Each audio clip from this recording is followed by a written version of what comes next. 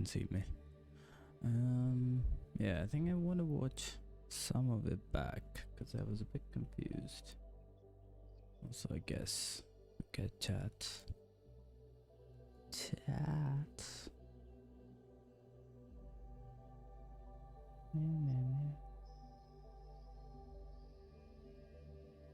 Okay.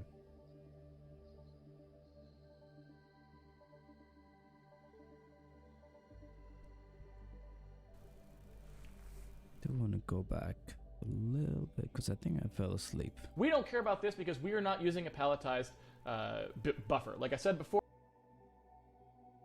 colors much later in the series, but for now, you are all very familiar with that. Well, that is what this is. So if you want to make a back buffer that is basically colors specified in that fashion, where every individual pixel has an RGB value, then you want to pass this, and that is what we're going to do. So we are going to put that in there. Do I have to go back all the way? I am going to go ahead and get that out, and that will give us, just like we did down here, that will give us our width and our height. So basically we can just subtract the right from the left and the... What's paint?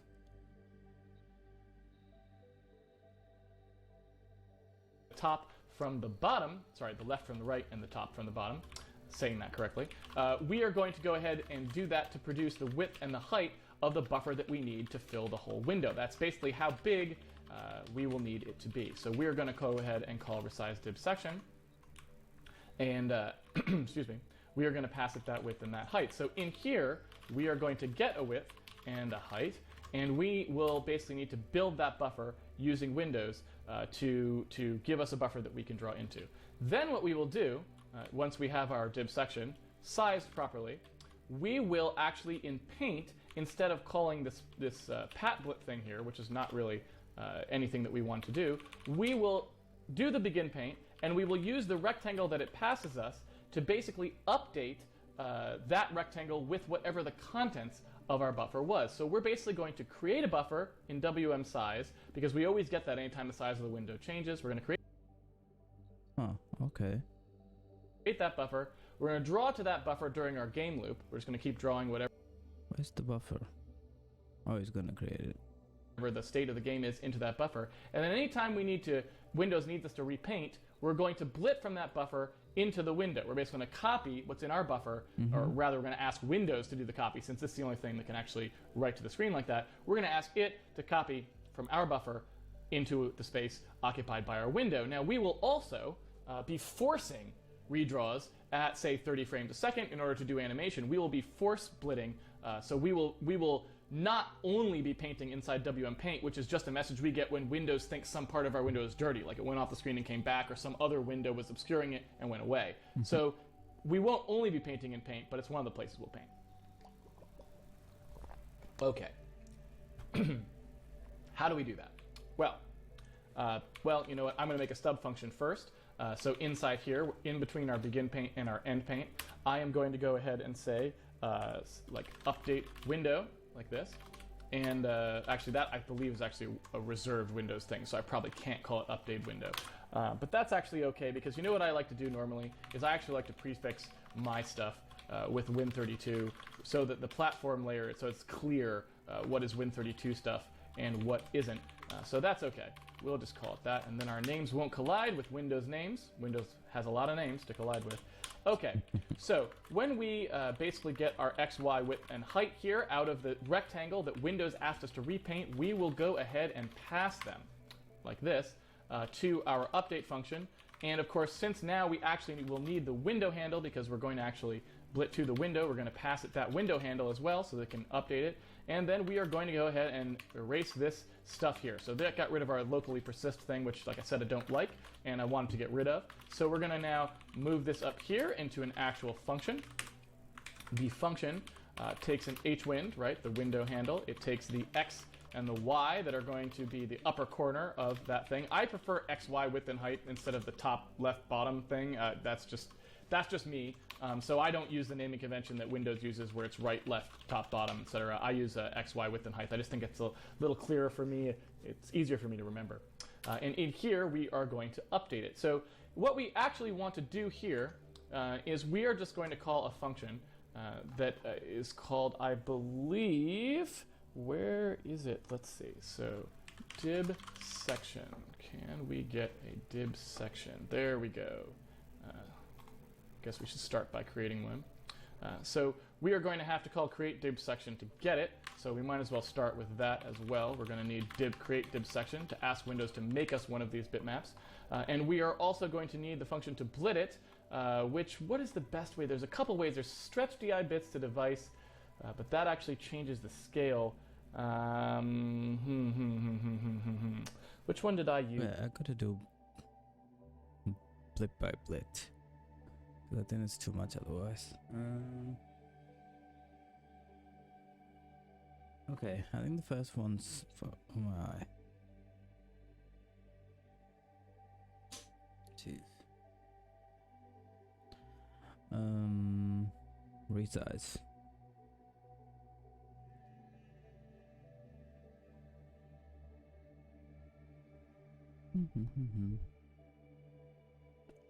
What does he do again on resize?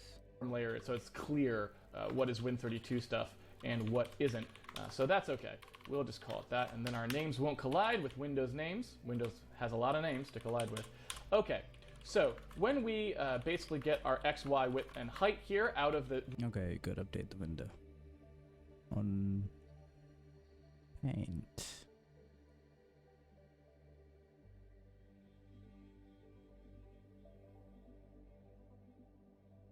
Oh, okay, because but I don't think we have a Paint. We'll do it outside the this sort of event loop.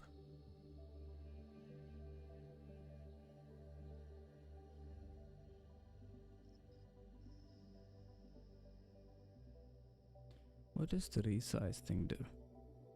What we're going to do, let me give you the big picture. Basically what we are going to do is we are going to ask Windows at some point, and I'm going to go ahead and just kind of type these out here as functions. We are going to have a function that's basically called resize dib section. And dib section is the name. It's called DIB, device independent bitmap. That is actually the name that Windows uses to talk about things that you can write into as bitmaps that it can then display using GDI. Okay. We are going to have a function that basically resizes a dib section or initializes it if it's never been created before. And basically what we will do is every time we get a WM size message which says that our Windows size has changed, we will basically call that. So we will basically force it to create an entirely new dib section that is the correct size, so it is the size of the entire window. Now, we won't quite, probably, want to do exactly that, because since our game is going to be a 2D game and we will be wanting to render potentially at fixed resolutions, what we'll eventually probably do is only pick a size that is a reasonable size for our rendering that matches how we have done our source art. That also corresponds to roughly how big the window is, but for now we can just go ahead and actually create it to be the full window size, and then once our game's renderer is up and running, we can start to think about those other things and control them. So what we will do here is we will call resize dib section, and of course what we have to do in that call is we have to basically know what the actual size of the window is that we ended up with after WM size. And the way to do that is a thing called getClientRect. Now getClientRect is a very simple function. If you remember, we had some experience with rect before. It was right here, basically. It's a thing which basically says, here is a left, a top, a bottom, and a right. It is a lot like something you might see in... I think you can do this with some attributes. Get window. Okay, I think this one sounds the closest. The window attributes. Display. Okay, writes it there. Now you can get X, Y, width and height. And depth. I don't know what that depth is. But I've noticed you need it when you create a pix map.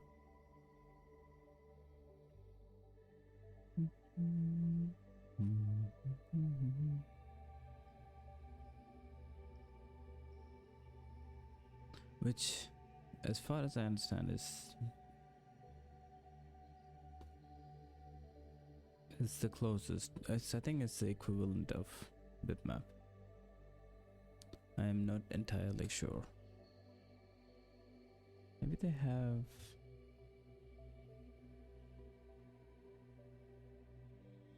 Cloudx libraries.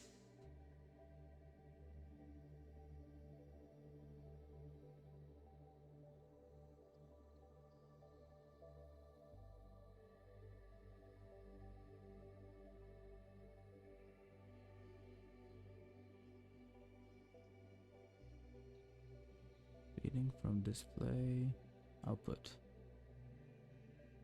Export the colors need to find a core set of primitives for rendering. No.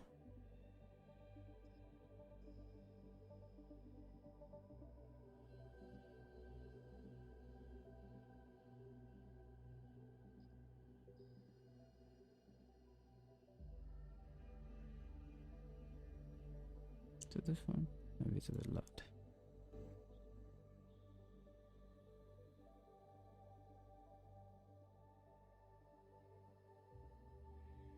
I do need graphics context. I forgot why.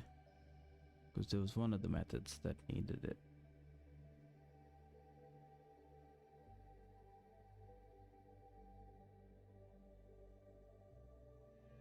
Hang on, let me write down what I need to do. So on resize, update, buffer size,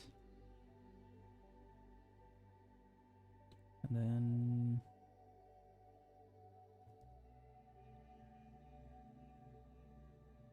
here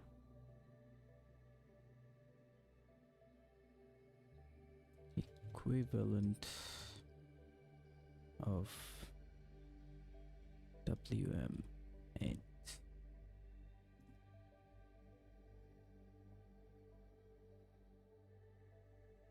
Because as far as I understand, there is no paint event.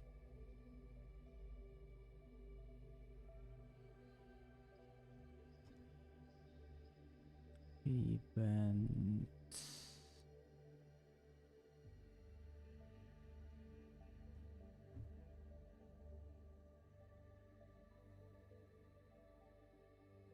I can check the mask.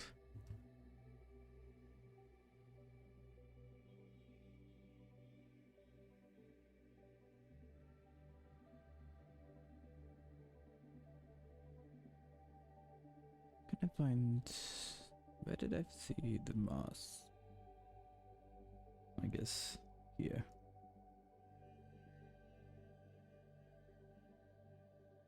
Key press, release button, enter, leave.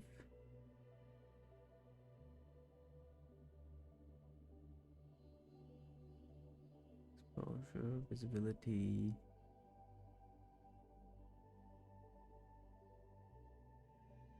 I mean, I don't see anything. Oh, forgot to zoom in as well.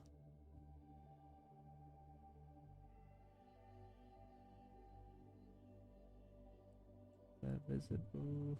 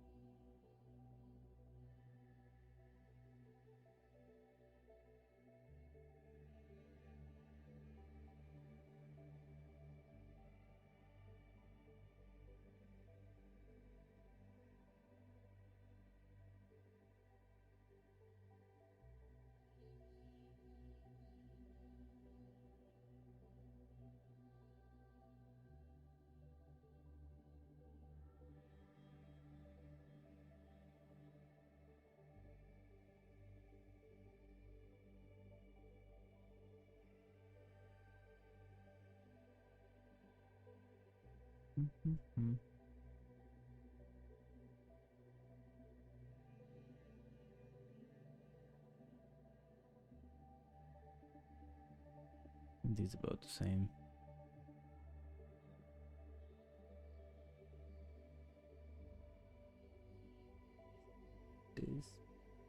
Display fix map. Fix map.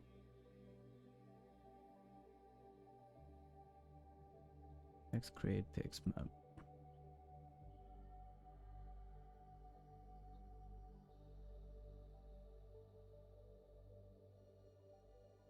Of width, height, and depth is specified, returns fix map ID that identifies it. It is valid to pass an input only window.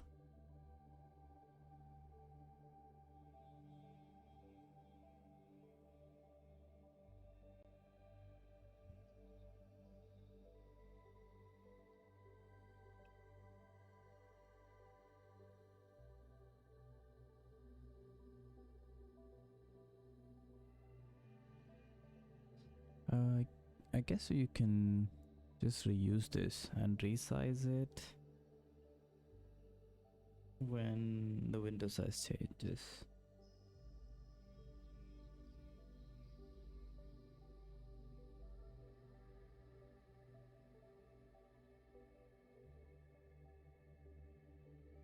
And the question is, where do you pass fixed map?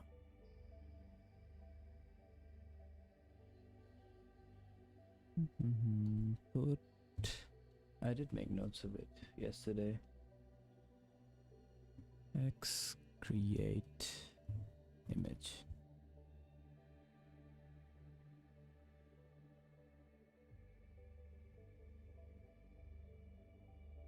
Display visual depth format offset data with height bitmap pad. Create image function allocates the memory needed for an XMIT structure for the specified display.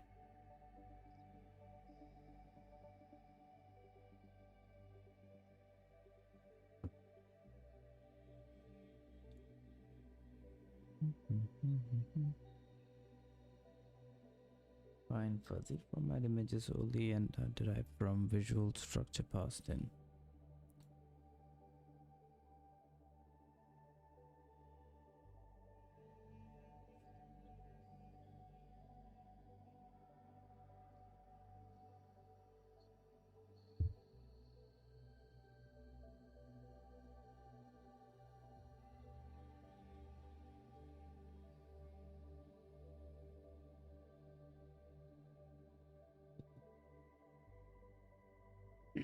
Excuse me. Some possible hardware may be possible to deal with color resources in more than one way. For example, you may be able to deal screen of either 12 with depth with arbitrary mapping of pixel to color, or 24 with 8 bits of pixel dedicated to each RGB. These different ways of dealing with visual aspects of the screen are called visuals. There may be a list of valid visual types supported at different depths of the screen. As default, window and visual types are defined for each screen. Most simple applications need not deal with this complexity. Excuse me. I forgot my water. Turn default root window, the depth of the default root window and the default visual type. How do I get...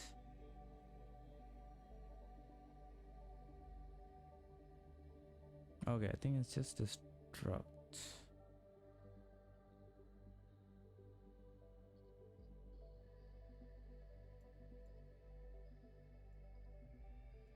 Can I see the struct?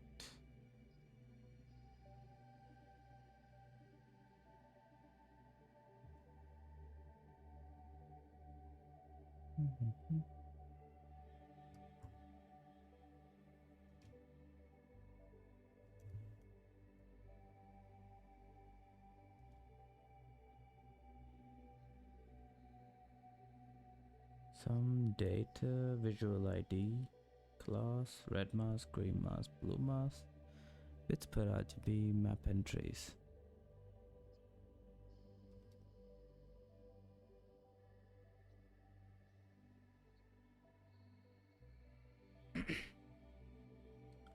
Then this one is 32, I think. I've seen it in.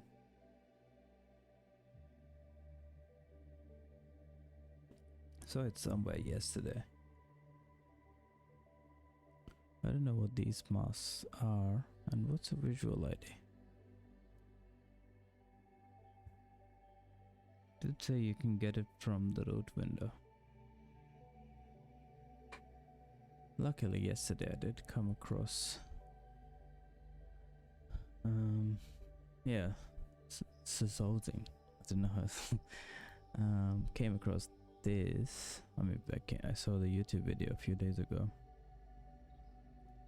where he does do the same thing.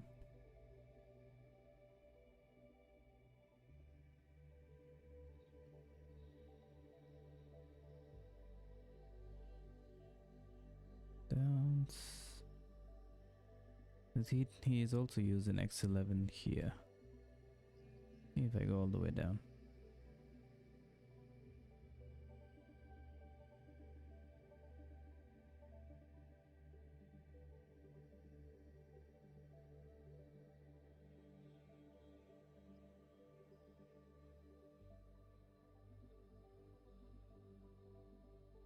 Yep. X open display.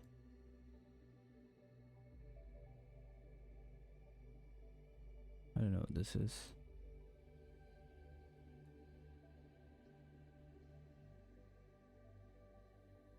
Create window.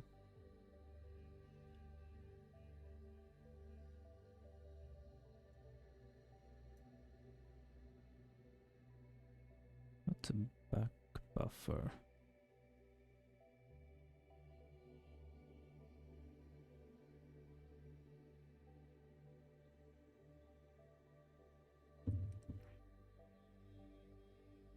Yep, and you can get window attributes because you need it for visuals. For visual. And you can just create an image.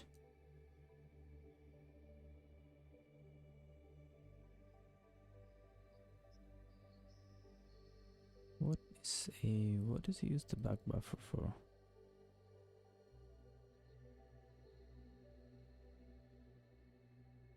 Put image.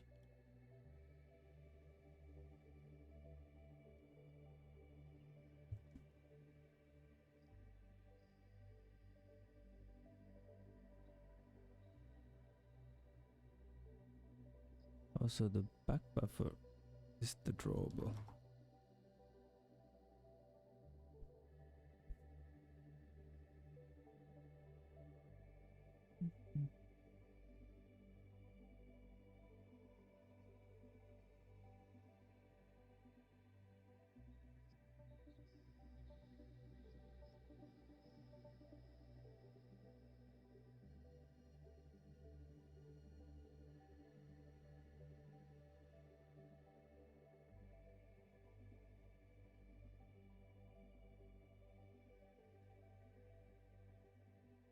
But I guess you can also use window as a drawable.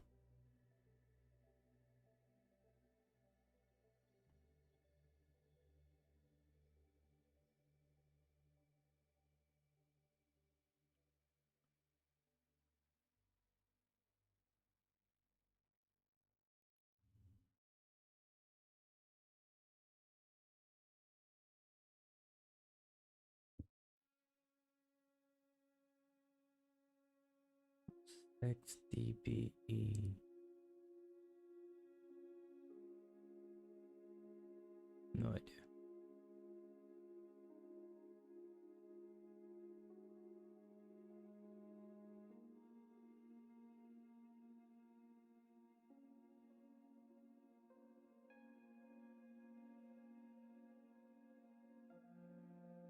Basically we need create image, create TC, because we need it for the visual.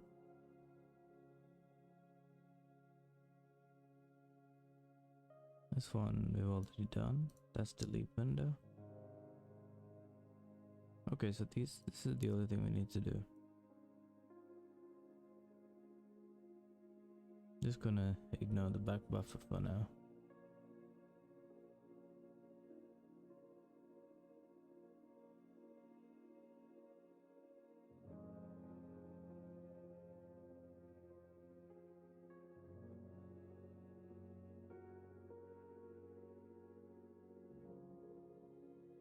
Then put image.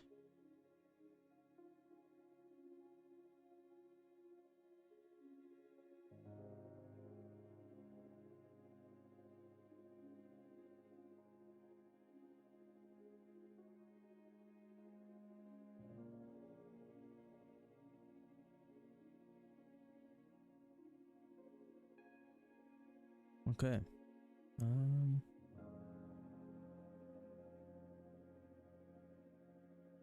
So we can work backwards, see what's needed for what image.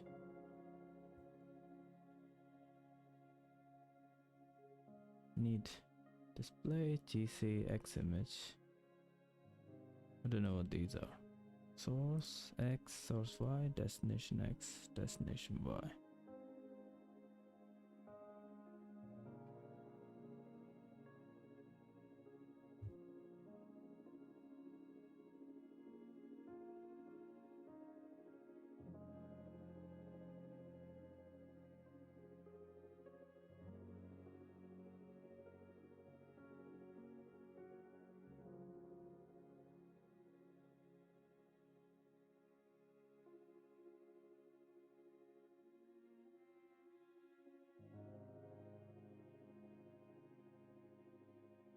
Export image.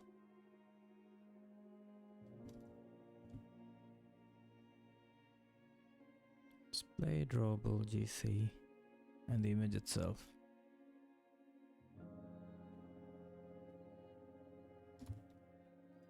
Got display drawable can be window, I'm guessing.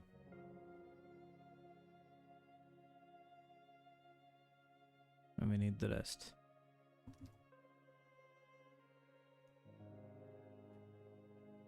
Let's get GC first.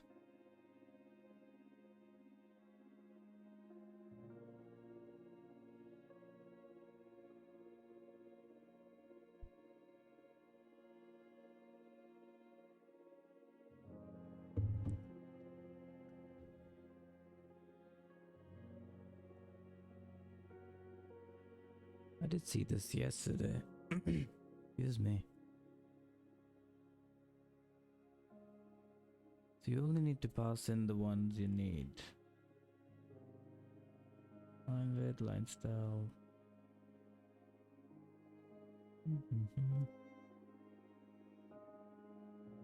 Yeah, let me check GC.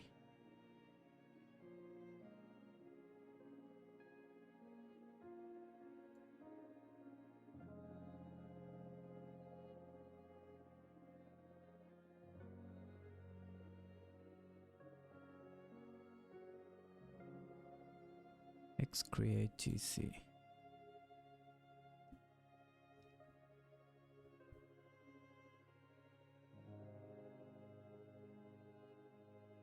Value mask and the values. Okay, that was the struct. Where did it go? What image?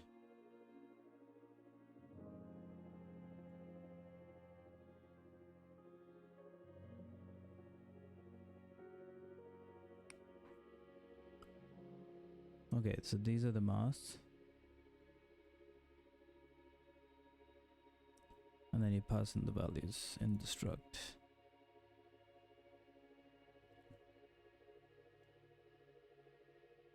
Where's my window?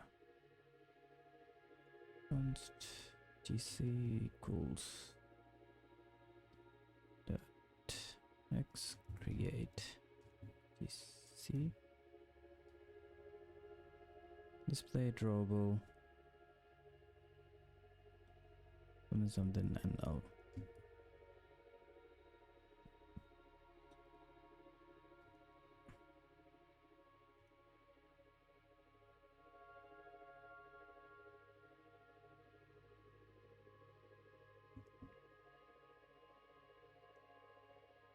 This optional GC?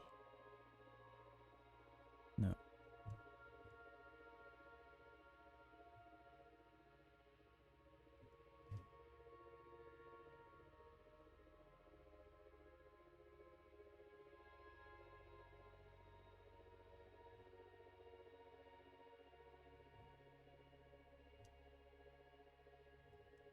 Okay, we have GC. What else do we need? Image.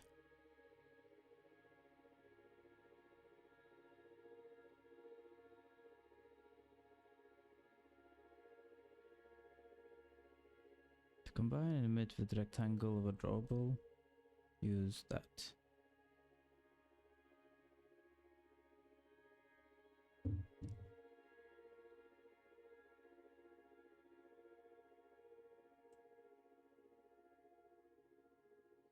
This is the bit I don't really understand.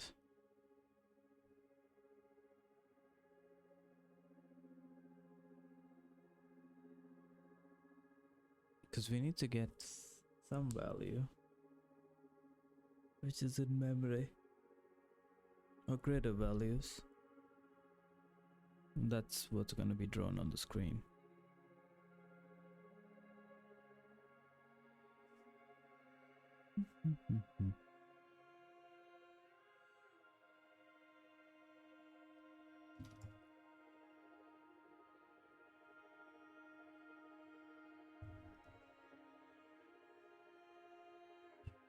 Let me have a look again.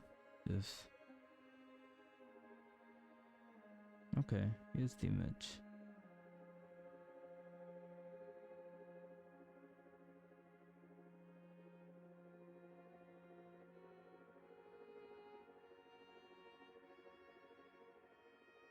Okay, so this is the actual grid. I don't think Casey's got to this point yet.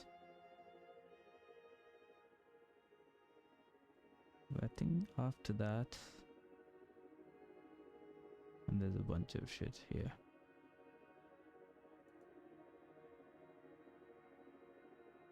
What's the image for? The expert image combines an image with a rectangle of the specified drawable. A section of the image defined by the source x, source y with height arguments is drawn to the specified part of the drawable. If XY bitmap format is used, the depth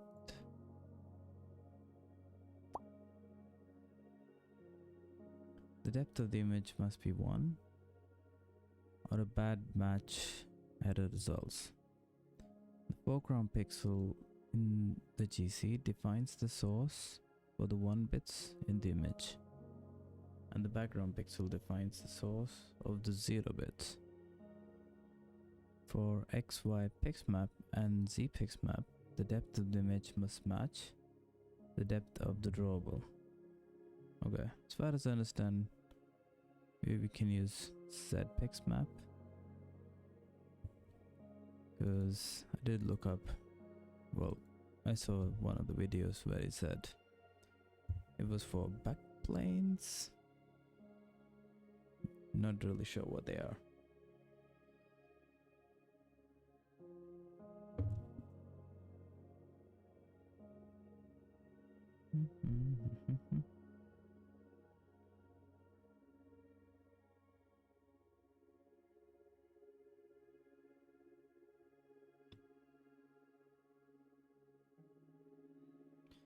As far as I understand, I think this is the blitting of the screen, or the equivalent of it.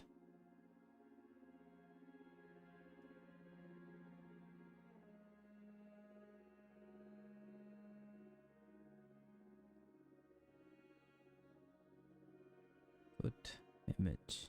This is where we take our buffer and then put it onto the screen.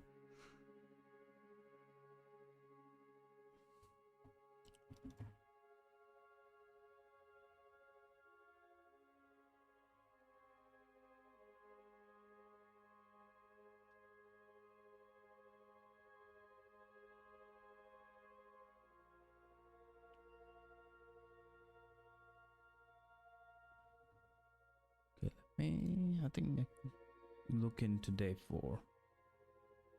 Probably make more sense.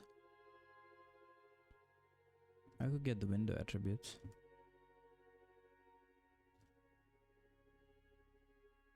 C.x get window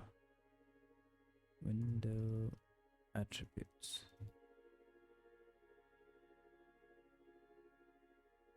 Text display. Huh. Okay.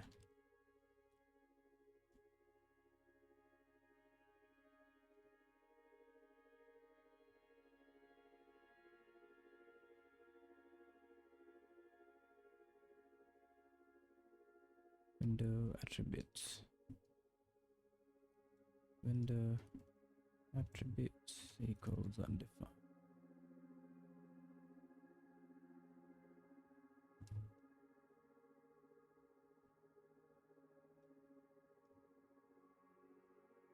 Display window and destruct. Display.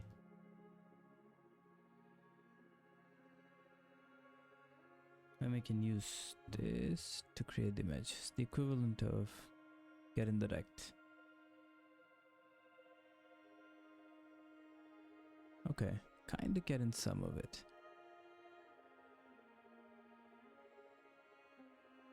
Split image, we need that. We need an image.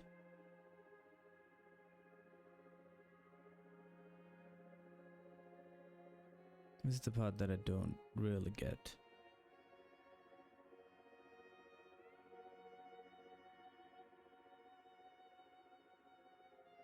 Create image. Obviously I mentioned.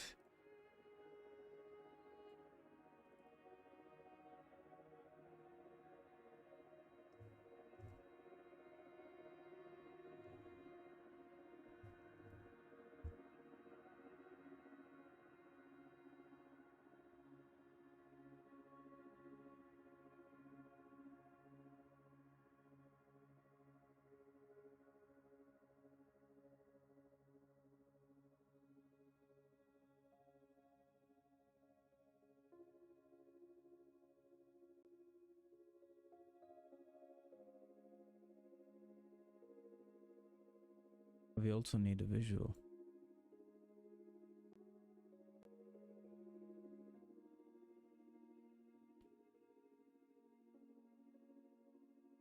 On some display hardware, it may be possible to debug color resources in more than one way.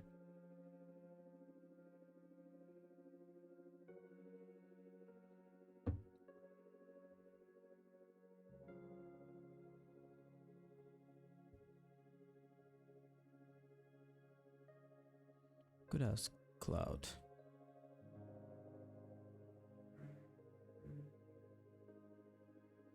And the X11 X create image method. What is visual?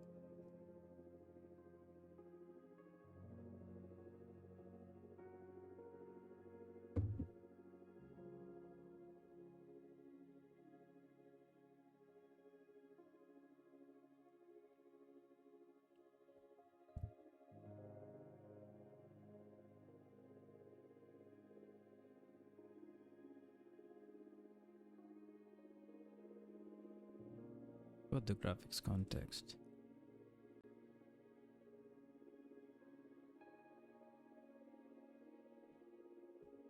Xliv uses an opaque visual structure that contains information about possible color mapping.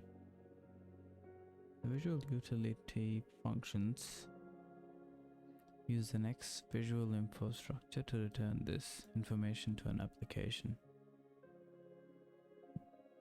It's me. The members of the structure. What's that word? Pertinent to this discussion are class, red, green, blue mask, bits per RGB and color size map. Okay. I think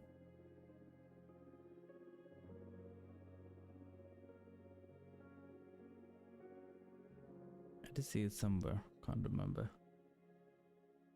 I did the same thing. But he talked about why he kept it 32-bit. Around there.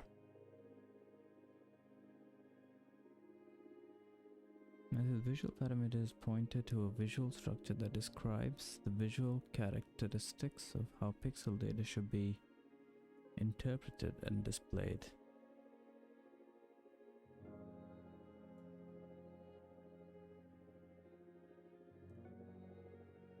Default visual. Where's me index? Jeez. Wrong button.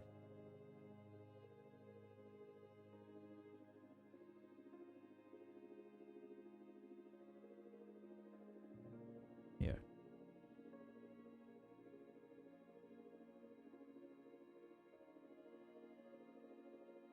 Screen number. I'm guessing it's just this.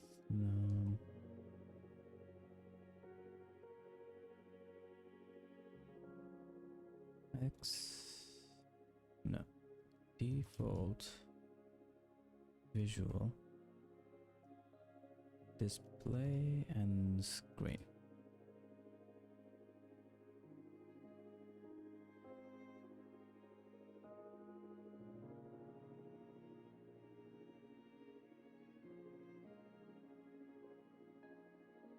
What was this again? Display visual and a bunch of numbers.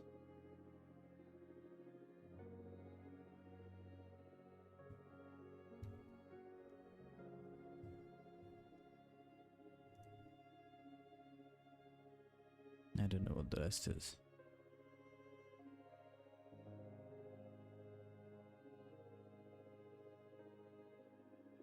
Okay, I think depth is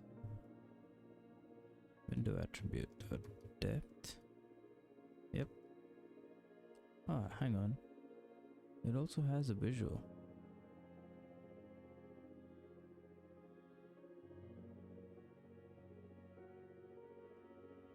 Why not just use that one?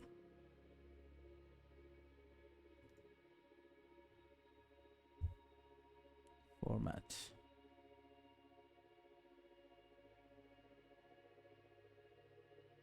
The format thing is, as far as I understand, yeah, just use this one.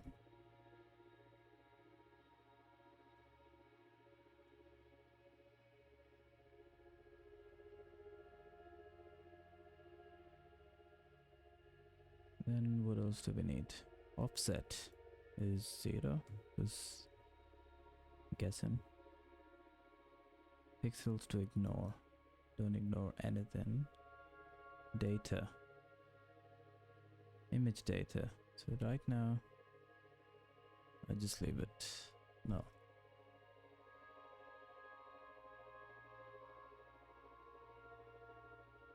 Width and height is the window.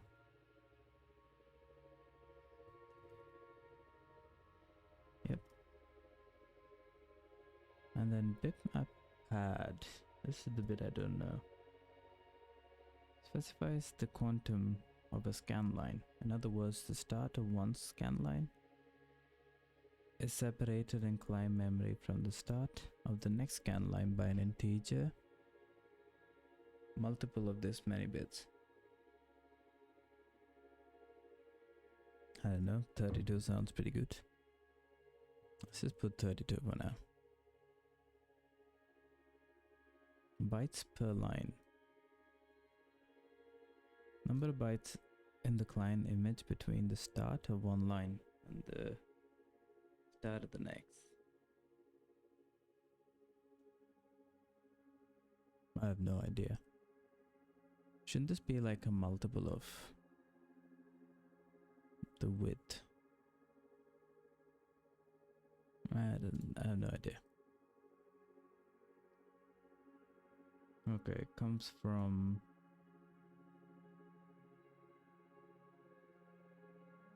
your data.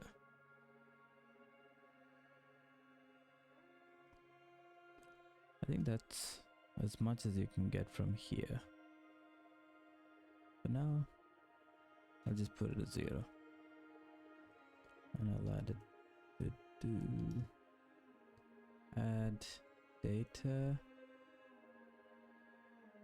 And whoa, I think I made a mistake. It's a good thing I didn't close it. Where is it? Okay, this is from your data itself. Okay.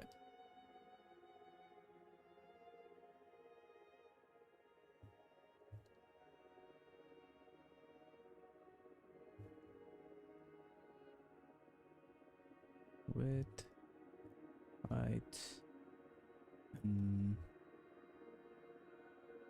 yeah, I think I don't need this anymore. Bytes per line.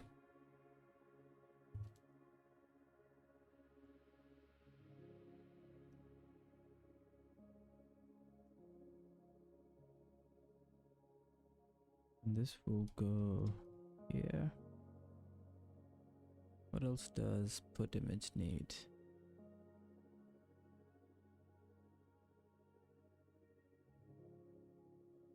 Source x comma y, destination x comma y. I think source is the data x comma y. I mean, they're both gonna be 0, I guess. You start from the top. And I wonder if this is the width,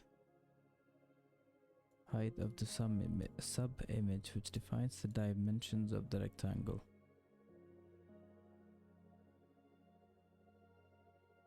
What's sub-image?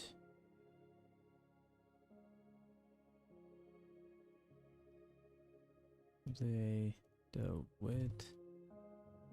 I'll leave it like that for now.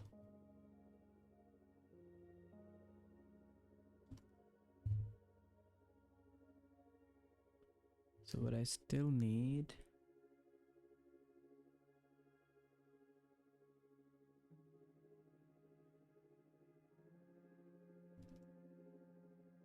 yep, and on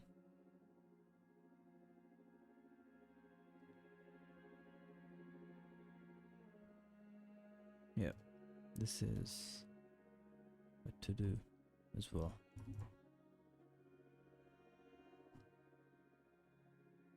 Just want to check.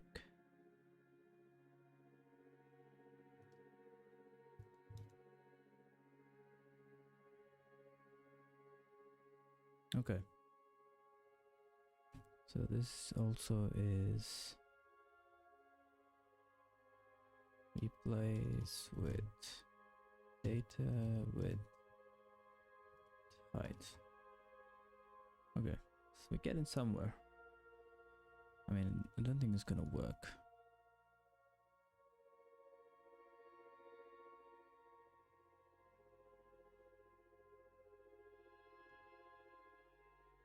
Create image. CUint.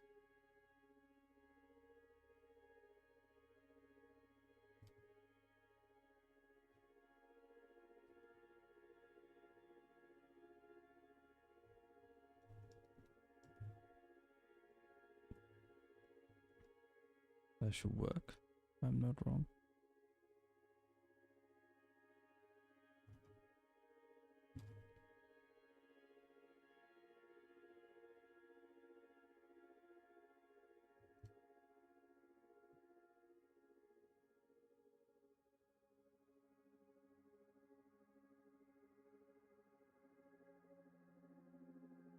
It's not correct.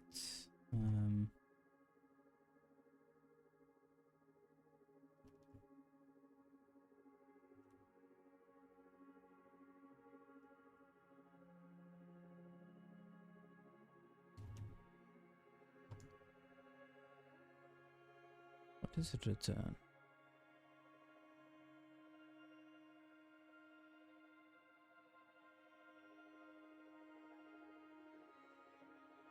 I mean, it says nothing. I guess we can just ignore that.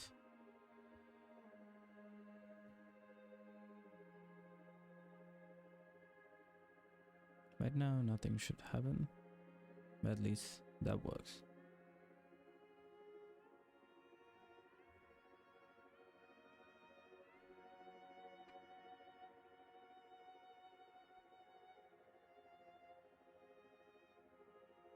Okay, just gonna watch this section GDI again, as little as possible. Basically what and then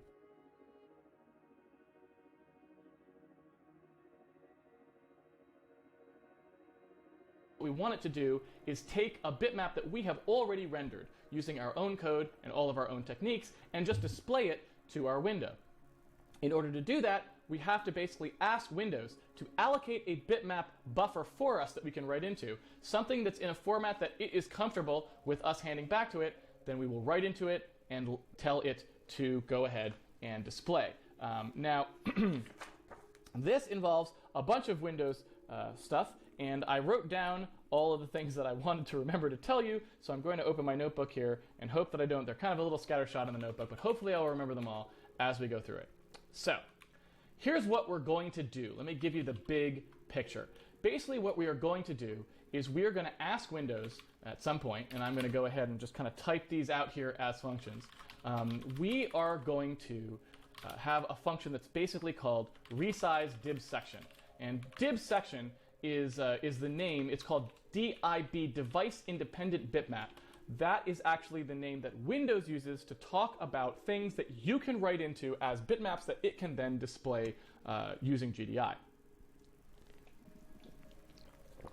Okay. We are going to have a function that basically resizes a div section or initializes it if it's never been created before. And basically what we will do is every time we get a WM size message which says that our Windows size has changed, we will basically call that. So we will basically force it to create an entirely new div section that is the correct size, so it is the size of the entire window. Now, we won't quite, probably, want to do exactly that, because since our game is going to be a 2D game, and we will be wanting to render potentially at fixed resolutions, what we'll eventually probably do is only pick a size that is a reasonable size for our rendering that matches how we have done our source art. That also corresponds to roughly how big the window is, but for now, we can just go ahead and actually create it to be the full window size, and then once our game's renderer is up and running, we can start to think about those other things and control them. So, what we will do here is we will call resize div section, and of course what we have to do in that call is we have to basically know what the actual size of the window is that we ended up with after WM size. And the way to do that is a thing called getClientRect. Now, getClientRect is a very simple function. If you remember, we had some experience with rect before. It was right here, basically. It's a thing which basically says, here is a left, a top, a bottom, and a right. It is a lot like something you might see in HTML, like in CSS. It is basically defines a rectangle on the screen. And oops, that's not where I wanted that at all. And basically what we're going to do is we're just going to go ahead and grab the rectangle for our window. And the reason that it's called getClientRect instead of something else like getWindowRect, which also exists, is this just gives us the part of our window that we actually can draw into. Because if you look at a window, so for example, let's say I go take Notepad over here, you can see that the actual part you can draw into is like in here, and then there's this like border frame thing, and that's actually all being handled by Windows, right? So there's not a whole lot we don't want to touch any of that, so we just want to know the size of the part that we can actually draw to, right? And now if we were full screen, when we go, because we're going to want to go full screen eventually, when we're full screen, that doesn't matter because there is no border around the window or anything like that. But until then, when we're using one that has a little border that you can resize, we have to take account for that. Or I should say, take that into account. Grammar. All right, so we are going to ask for the rectangle. You can see it takes an LP rect, and like I said, long pointer to a rect. That's that Hungarian notation coming back there. So we have our window rect, or I should say maybe our client rect, since the window rect is technically something else in Windows. It's the whole window, not just the area you can draw to. I am going to go ahead and get that out, and that will give us, just like we did down here, that will give us our width and our height. So basically we can just subtract the right from the left and the top from the bottom, sorry, the left from the right and the top from the bottom, saying that correctly. We are going to go ahead and do that to produce the width and the height of the buffer that we need to fill the whole window. That's basically how big we will need it to be. So we're going to go ahead and call resize div section, and excuse me, we are going to pass it that width and that height. So in here, we are going to get a width and a height, and we will basically need to build that buffer using Windows to give us a buffer that we can draw into. Then what we will do, once we have our div section sized properly, we will actually in Paint, instead of calling this patblit thing here, which is not really anything that we want to do, we will do the begin paint, and we will use the rectangle that it passes us to basically update that rectangle with whatever the contents of our buffer was. So we're basically going to create a buffer in WM size, because we always get that anytime the size of the window changes. We're going to create that buffer. We're going to draw to that buffer during our game loop. We're just going to keep drawing whatever the state of the game is into that buffer. And then anytime Windows needs us to repaint, we're going to blit from that buffer into the window. We're basically going to copy what's in our buffer, or rather we're going to ask Windows to do the copy, since this is the only thing that can actually write to the screen like that. We're going to ask it to copy from our buffer into the space occupied by our window. Now we will also be forcing redraws at, say, 30 frames a second in order to do animation. We will be force splitting, so we will not only be painting inside WM Paint, which is just a message we get when Windows thinks some part of our window is dirty, like it went off the screen and came back, or some other window was obscuring it and went away. So we won't only be painting in Paint, but it's one of the places we'll paint. Okay. How do we do that? Well, you know what? I'm going to make a stub function first. So inside here, in between our begin paint and our end paint, I am going to go ahead and say, like, update window, like this. And actually, that I believe is actually a reserved Windows thing, so I probably can't call it update. So my guess is this end paint is the equivalent of code image. Is it? And what's paint? Paint struct.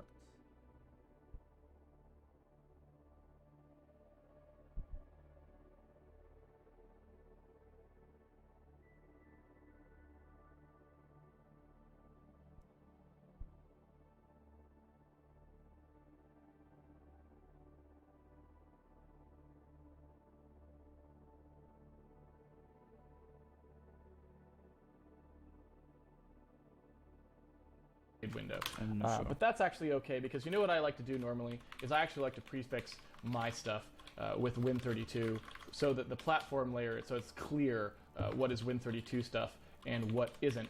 So that's okay. We'll just call it that, and then our names won't collide with Windows names. Windows has a lot of names to collide with.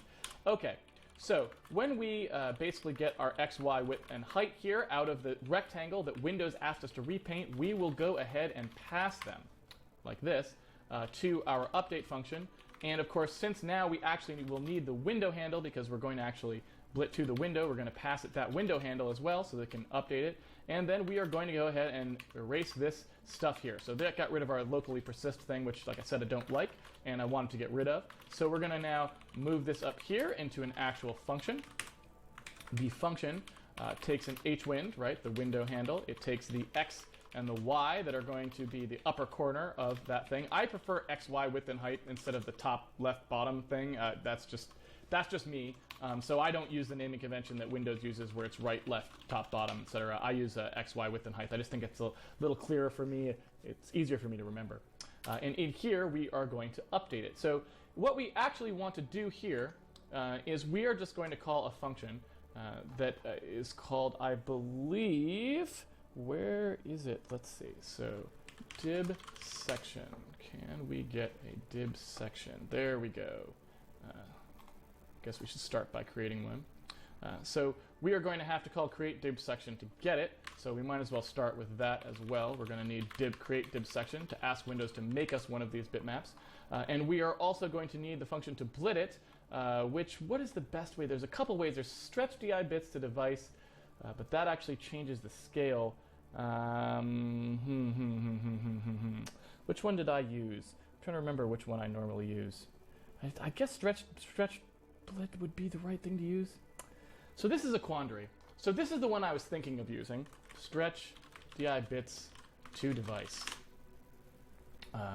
Let's see. Or is it? I guess it's not even to device. I think it's just stretch DI bits.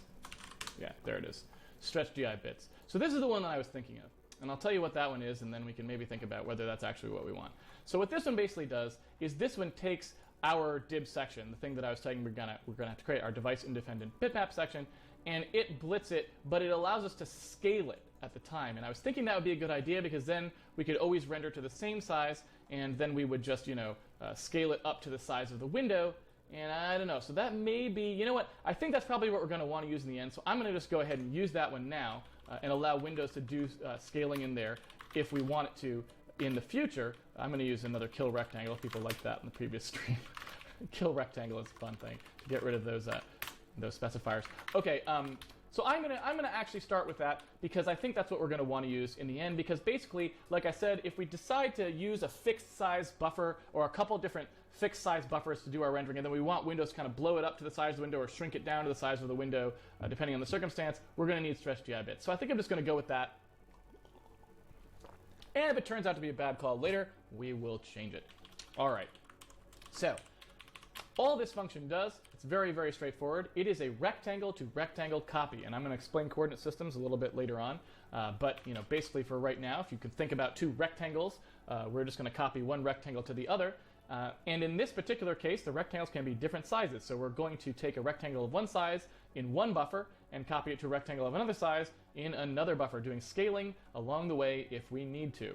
Oh, you know what? And here's one thing that I forgot. We don't really want the window here, do we? We want that device context, because we already had the device context right here. So rather than having to get the device context from the window, which we could do, let's just go ahead and pass that in there, because that's the thing that we actually have to pass to Windows. So there we go. There's our device context. So we will go ahead and put our device context in there, first parameter. Now we need the destination rectangle. So the destination X, the destination Y, the destination width, and the destination height. Guess that's the window attribute. And basically that is some subsection of our window. So we are going to pass it basically the exact things that we got from RC Paint. So basically this is the rectangle that Windows wants us to fill, right? That is the part of the window that needs to get redrawn. So we're going to blit to that, basically, right? Then we basically have our source here. Our source, our X, Y width and height that we are blitting from. And since we are going to start by just making everything exactly the same size, our back buffer will be the same size as our window, this is exactly the same. We are basically having two buffers. One is our window that we're drawing to, and one is the buffer that we are actually drawing our stuff into with our renderer, and we are just going to copy one from the other exactly the same. So then we have to pass basically a pointer to the bits and a pointer to the bitmap info. We have to do some extra stuff here. You don't know what any of these things are yet because we haven't talked about them, and we're going to talk about them in a minute when we actually create the resize div section. But for now, I just want to look at these two additional parameters that control how stretch DI bits work. So let's take a look at MSDN again. Go down here. You can see that basically the usage tells you what kind of a picture this is that you have done, what kind of a buffer you have made. There are two kinds of buffers. One is palletized and one is RGB. Now, you all know what RGB colors are probably because you have all seen them before in a paint package or something similar. I'm going to bring up Color Cop, which by the way is a great free utility that everyone should have in their machine. I absolutely love it. But I'm just bringing it up because these little RGB things, or this little guy that you see in Windows all the time, or any kind of color picker like this, just shows an RGB color, which is basically 3 values from 0 to 255 that say how much red, how much green, and how much blue are in a particular color. We'll talk a lot more about colors much later in the series, but for now, you are all very familiar with that. Well, that is what this is. So if you want to make a back buffer that is basically colors specified in that fashion, where every individual pixel has an RGB value, then you want to pass this, and that is what we're going to do. So we are going to put that in there. There we go. Okay. But I will quickly say what this is. What is a palette? A palette is if you would like to be more indirect. So let's say instead you would like to only use, say, 16 colors total. 0, 1, 2, 3, 4, 5, 6, and so on. And so what you want to write into your buffer, for example, are just numbers that correspond to some color, kind of like Pantone matching, or basically some paint chips where you've enabled them 0 through something, in this case 16 bits, so 0 through 65,000. Basically, you then have a palette which is specified in RGB per color, so per index color. So basically it's indirected. It's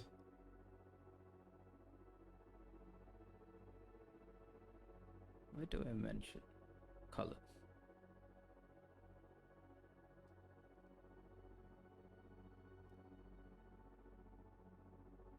Create image.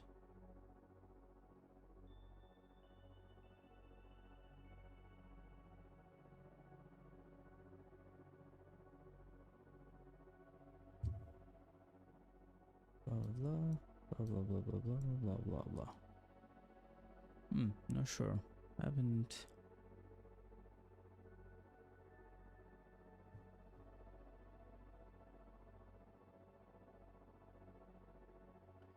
Yeah, and I think as you mentioned,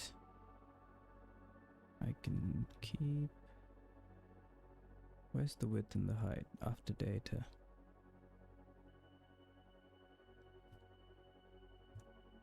This can be the window width for now, and then height. Oh, actually, the only thing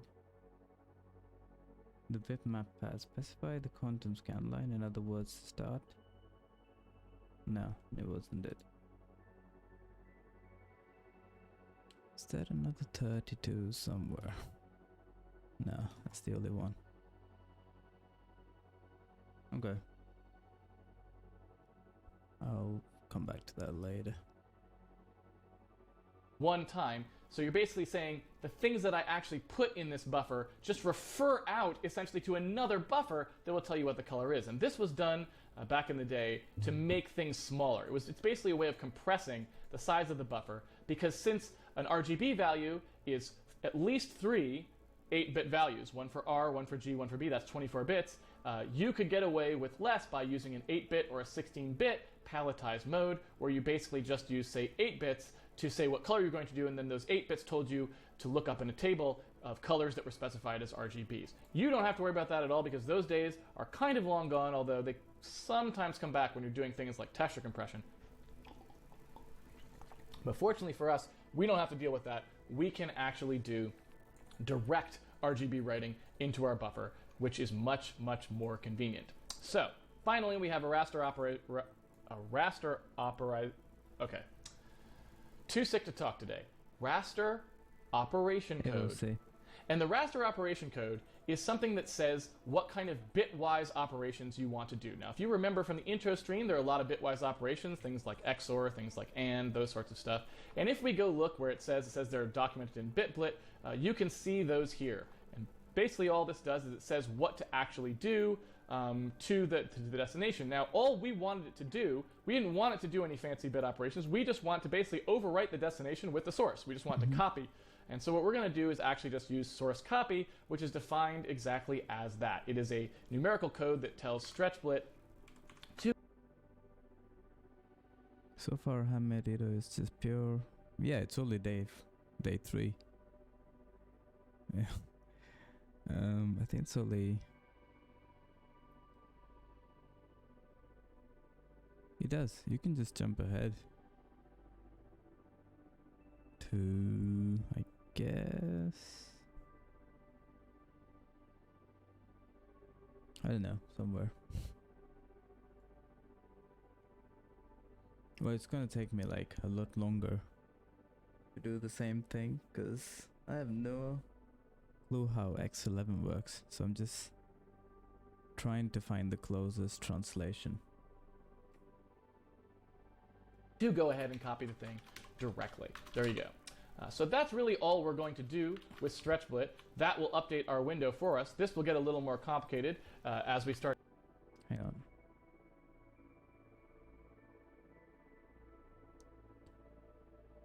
Is it... What's in the graphics context? Create GC.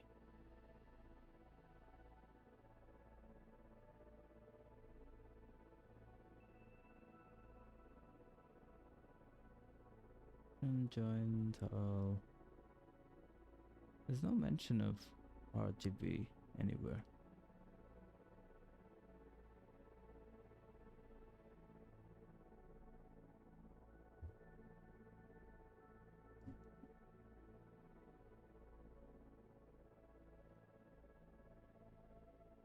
What is a pix map? Which they were created. Pix maps are off-screen resources that are used for various operations. Either create a window.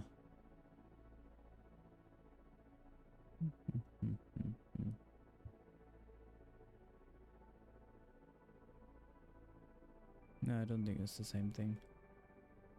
Not even close.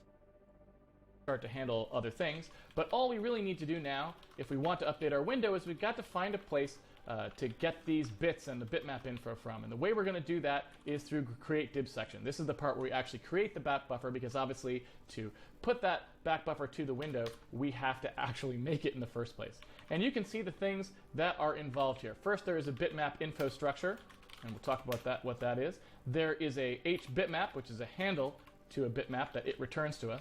So this is actually our bitmap handle that is coming back to us from create div section. Thank you, create div section, for that.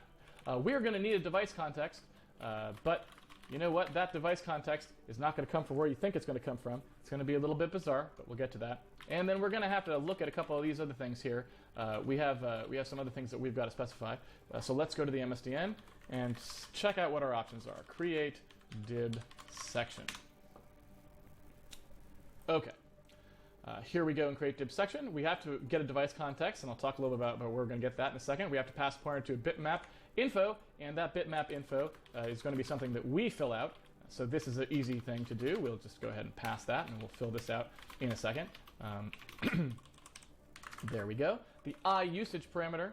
So what is iUsage? Again, this is the exact same thing that it's asking us. When we created it, wants to know, is it going to be palletized or is it going to be RGB? And since we're blitting in RGB, we used RGB in StretchBlit, we need to use RGB here as well, because that is what we wanted, right?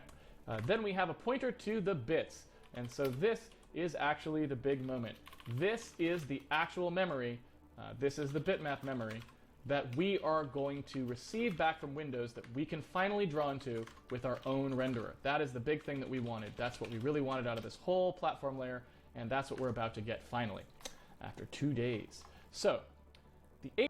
Hang on, is put image.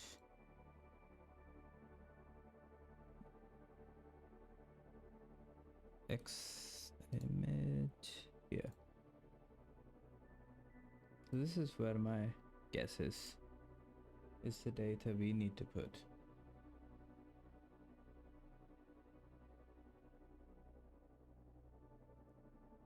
What is this type? Pointer to image data.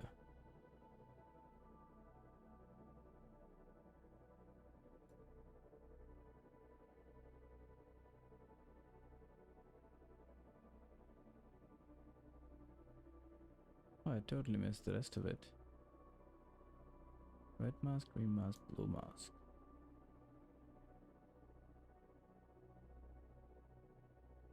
Oh, I think I used it from create image.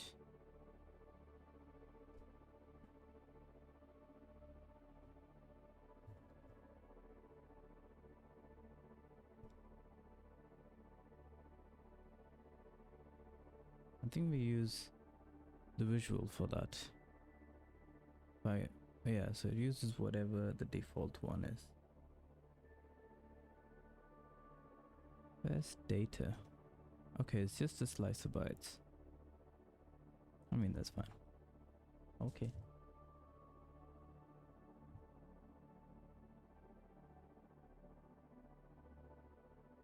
An image with a rectangle drawable on the display. Good image.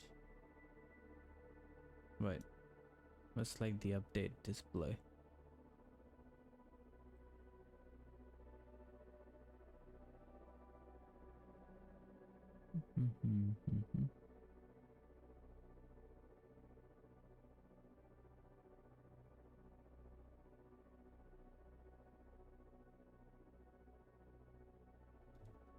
Okay, I mean, I'm still a bit confused. I'm less confused than before. H section, excuse me, is basically something that's used if you want to do something fancy with your div section. That's sort of doing it out of core and writing it into, I guess, into a file or something like this. We don't care about any about this stuff. We just want to allocate one in memory for us.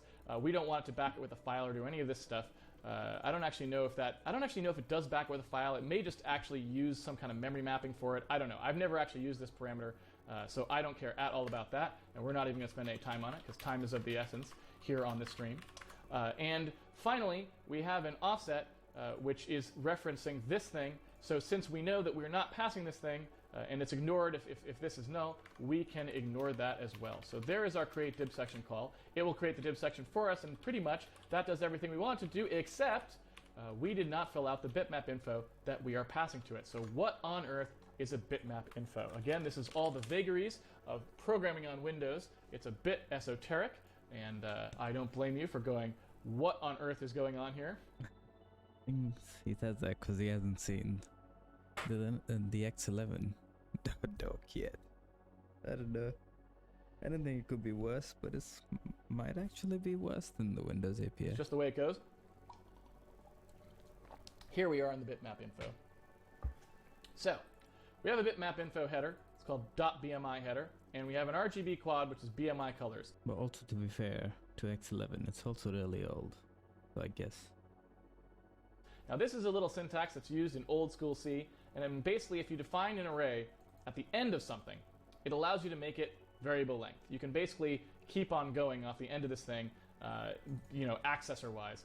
I'm not even going to begin to talk about that and how that works or anything like that, because we don't care about that right now, and I don't think you should really, I don't really recommend ever doing it either, but if you really care about it sometime in a Q&A, I will tell you what's going on there, because it's super janky and weird, but it works if you think about it. Anyway, we don't care about this because we are not using a palletized buffer. Like I said before, we are using RGB values, and we'll see how those work in just a little bit.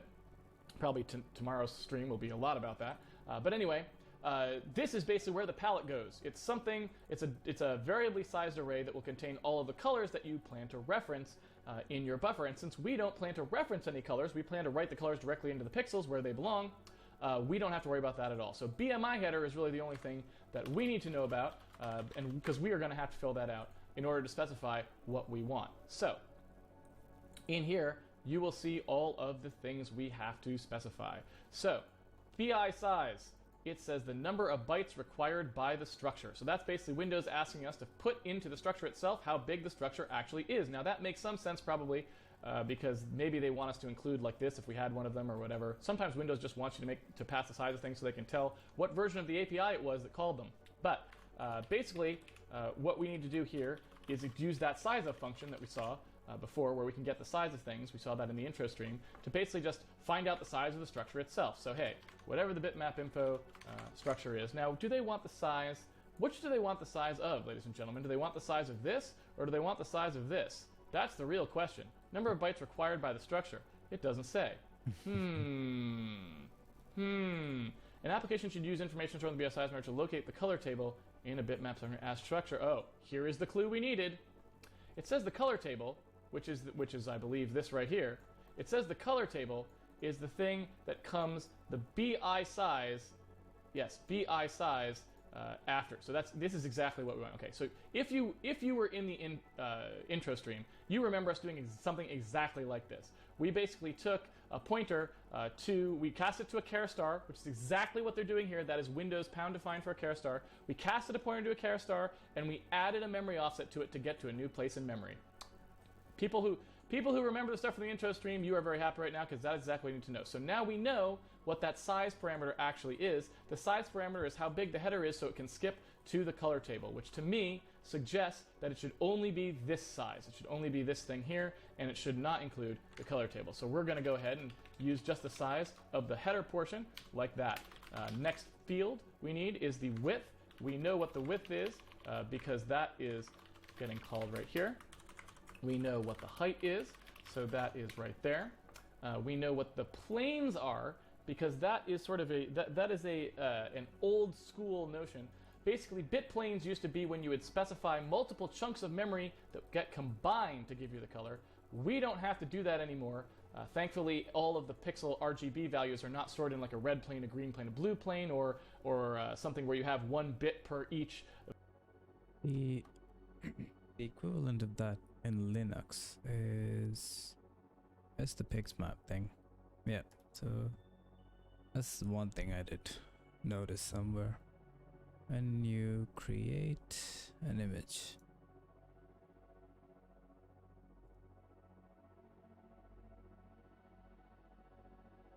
you pass in the format. As far as I understand, the XY bitmap and pixmap is what you said when you're working with bit planes. That's why you can just use the Z plane or the Z pixmap. That's the one thing I remember. Part of the red value or anything like that. We don't have to worry about that, thankfully. Everything is actually per pixel packed together nowadays, and you can't even specify anything other than 1, apparently. It says this value must be set to 1. So we don't have to worry about that. We don't have planes, we only just have our back buffer, so that's good. We'll talk a little bit more about these things when we decompress. Maybe on the Friday stream when we go back over everything. I will talk a little bit about the history of some of those things for everyone. But for now, I want to keep going. The bit count is the number of... Yeah, I know, but I don't know if you've... you know when you go out with your friends for a drink, next time you go out you should notice, like when your friend takes a sip of his drink, or like whoever's near you, and you tend to do the same thing. It's weird. Yeah, I'm not trying to, it's just, yeah. Next time you're out for a drink, notice.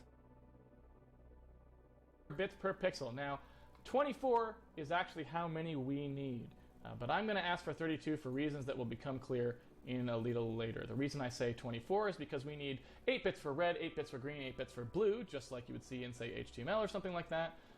We want an 8-bit color for each for now, and I'm going to actually ask for 32 because I want things to be D-word aligned, but you don't have to worry. Okay, that seems a lot similar to the create image. So when you resize, I need to recreate the image based on the window size.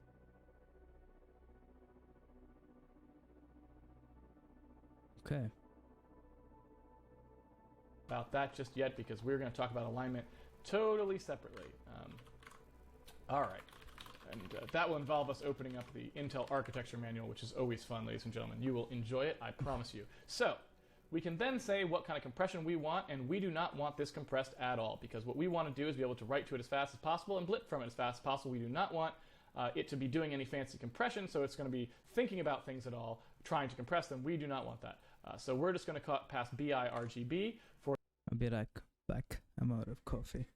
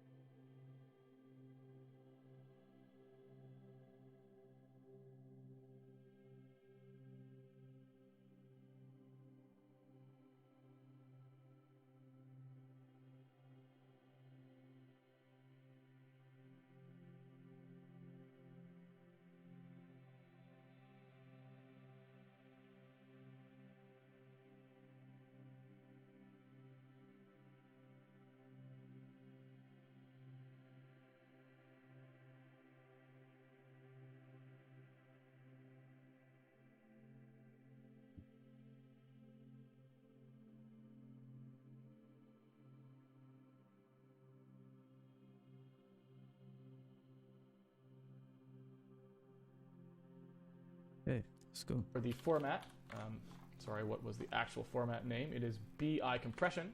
BI compression. There we go. Size image. What on earth is that? The size in bytes of the image. This may set to be, oh yes, to be 0. So Hang on, I think I kind of understand now. A little bit.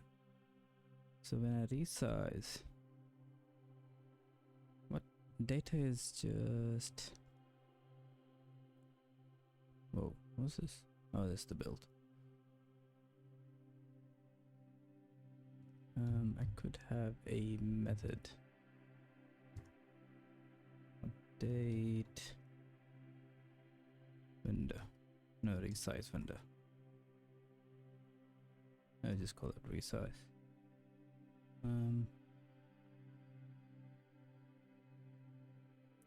Need display and window.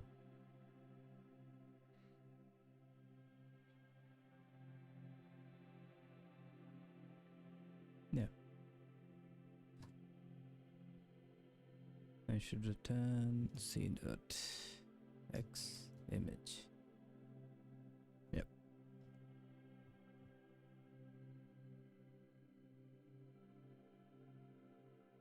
I think it's a C pointer to... Hang on, don't remember. Oh yeah.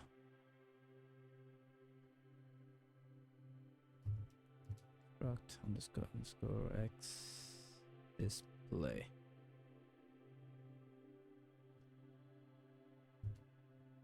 No.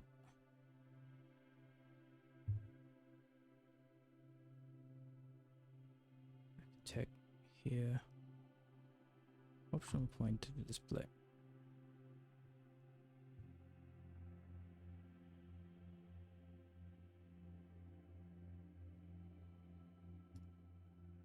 And then window.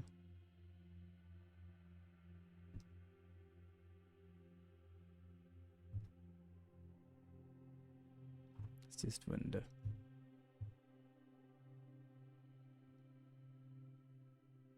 X window.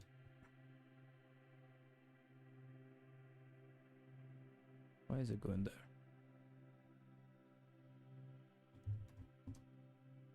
I can go down. Where's my... Yep.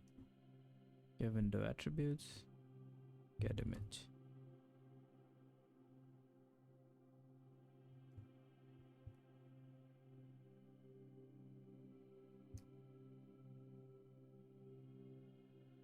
Data is null.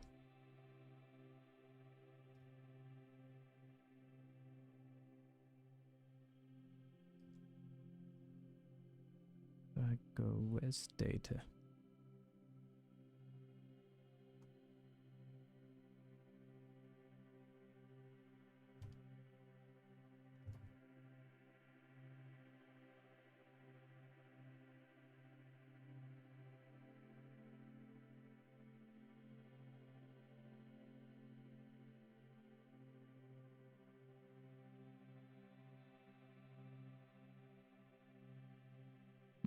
Not sure.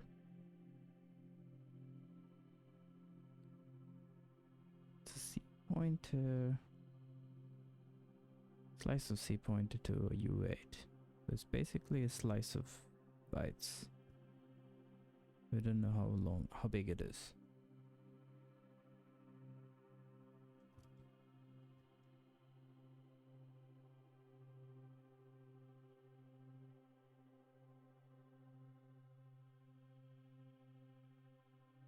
Can I do width times height? To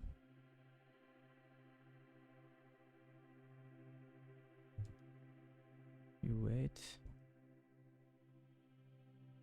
And I can do 0, which should be... Oh no, I can put it all white. Unless it's RGB, then it's... Let's try that. WA dot width times height. And then I can do sort of null.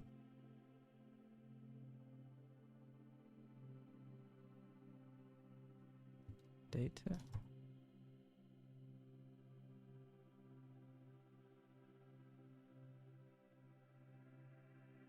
Why did it say 1?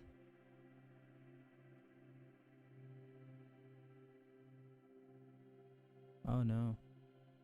Oh no, it's correct. I guess.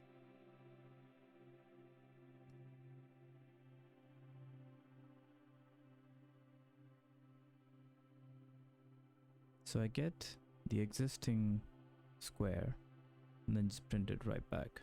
But I set the data to be black.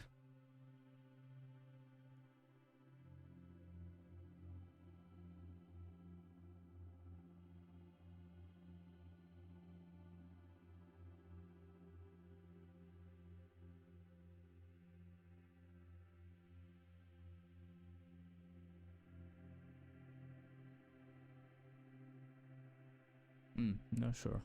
Let me try it. Resize.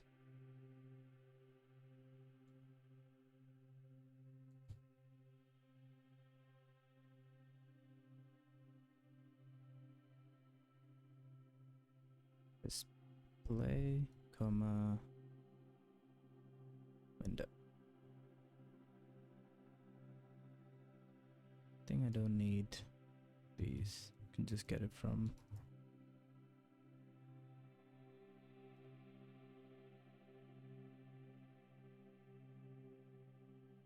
okay, something should happen. Ah yeah.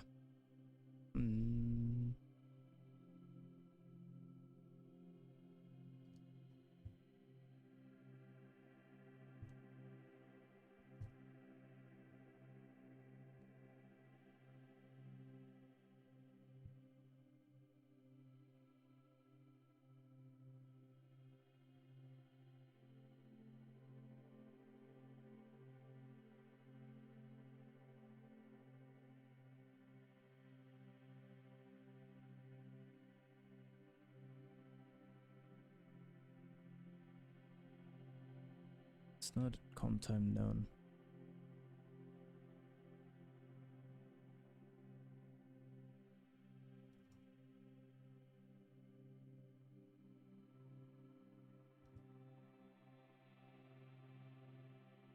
Get a variable.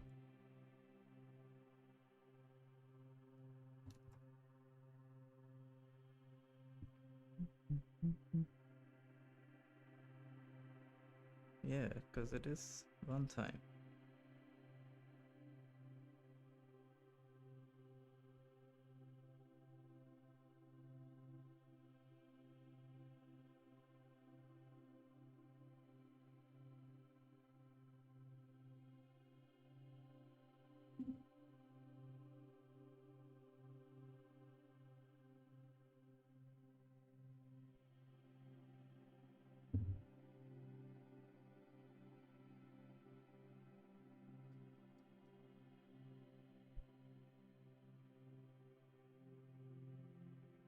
Alright, bossy. You take care too. Have a good one. Let me make this null, see what happens.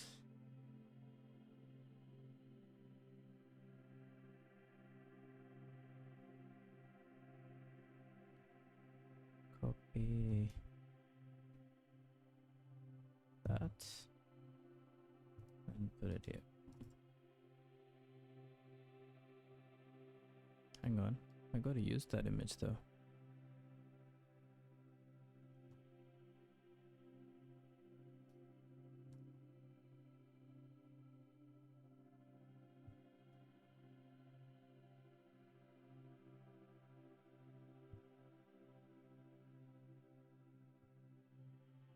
Get rid of this.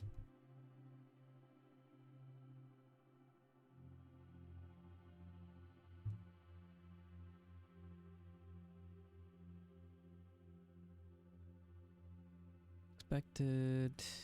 Okay, it's a pointer.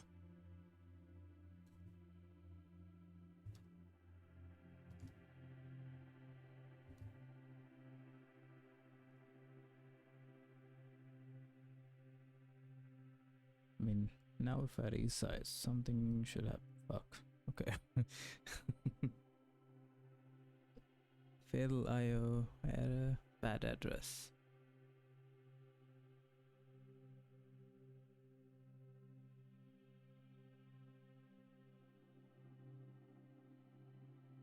I don't know what happened, but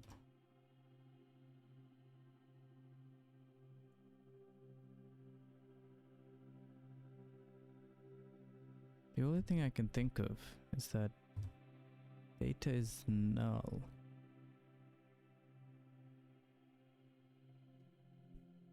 Yeah, could be that.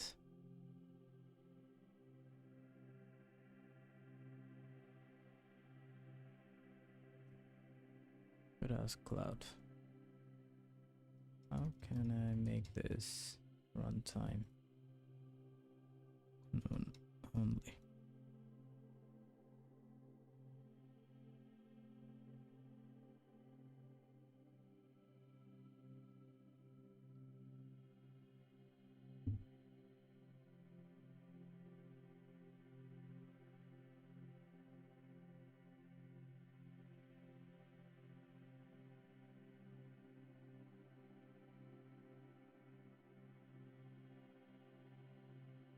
Okay, I know.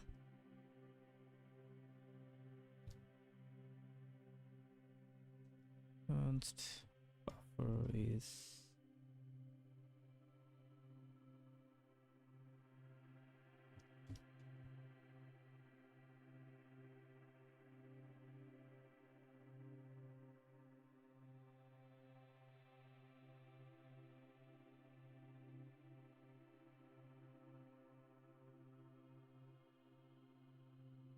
I could just create it really big.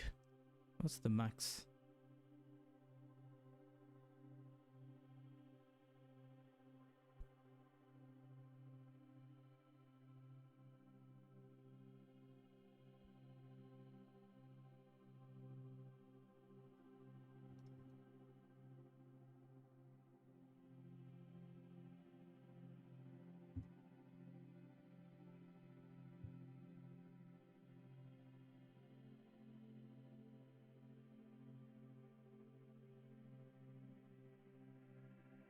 What would happen?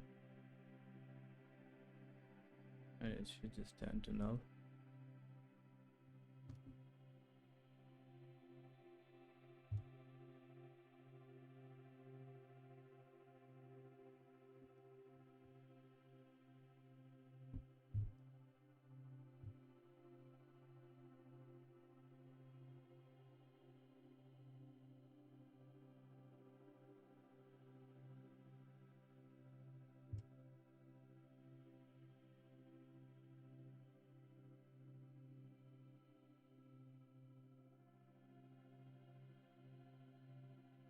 Yeah, I'll just put 8,000.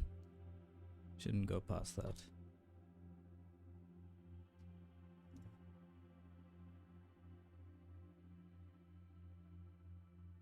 It'll actually make it all 0.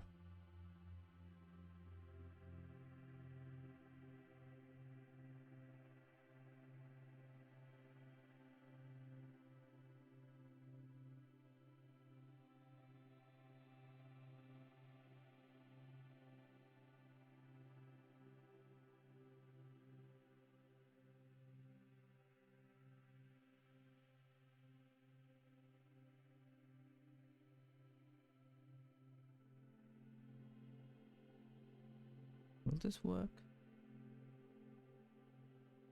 No.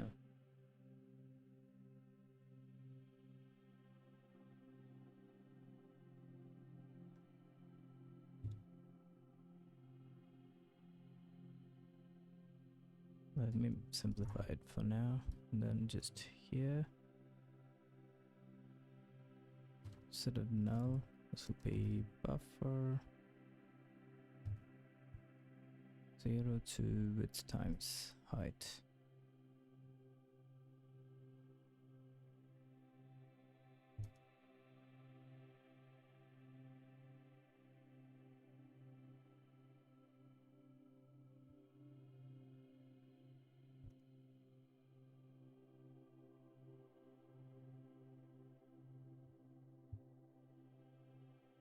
What's the other? Expected indexable found count time int. How do you set it to?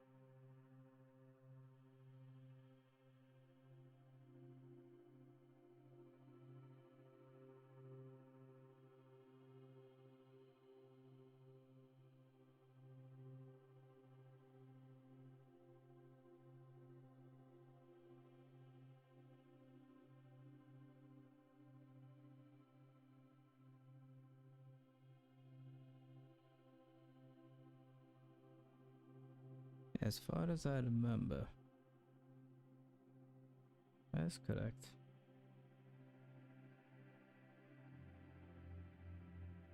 Oh, okay. Let's see.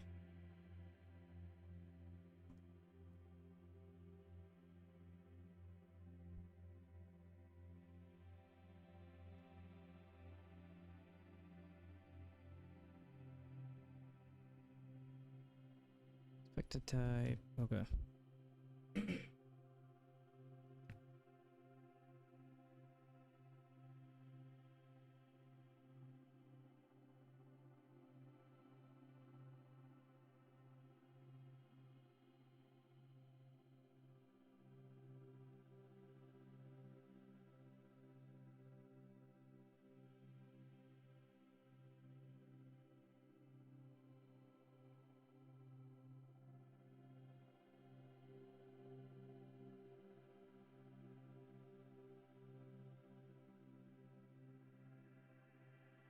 Expected C pointer.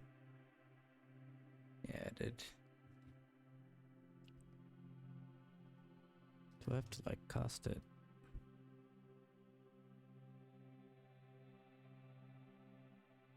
Data. C pointer. U8.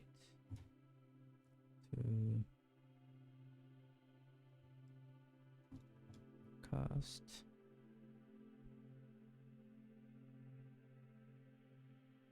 Buffer.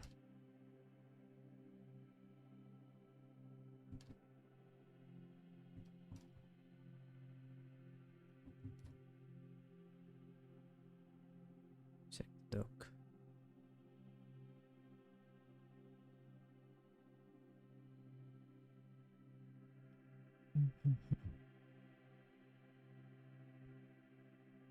C pointers. Blah blah blah blah blah blah blah.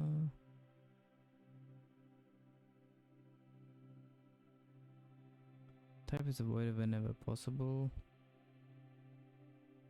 Yep. Yep. Suppose all syntax.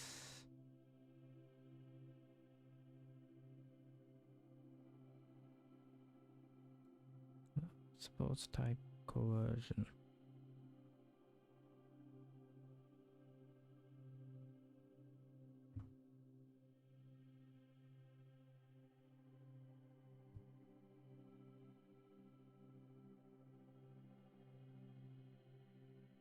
This work? Well, let's try.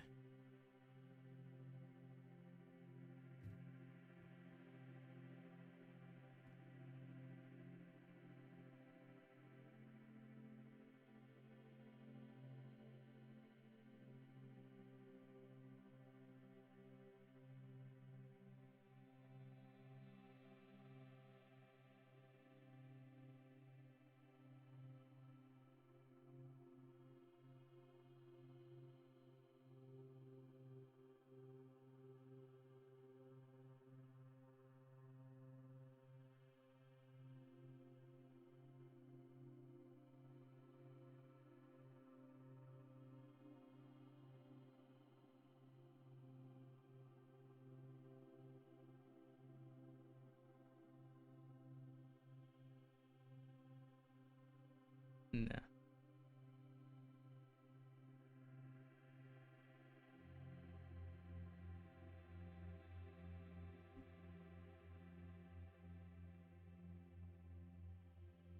How can I convert price of const u8 to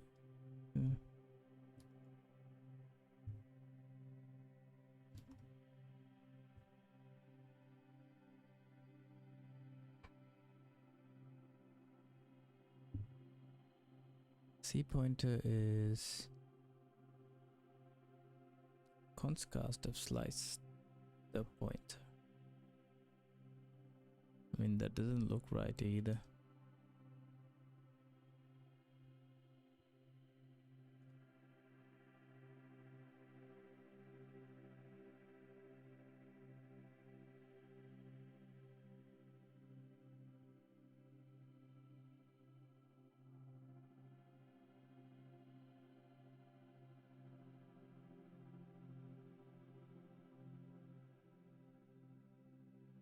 Oh no, I got rid of the size.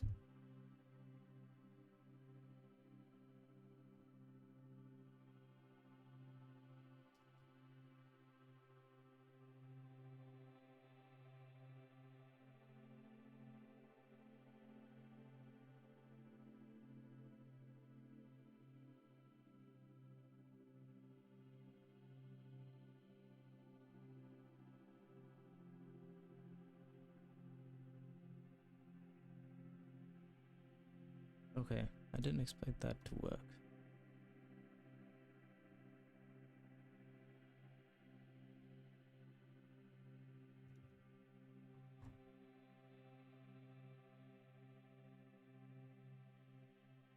Okay, damn, can't believe that worked.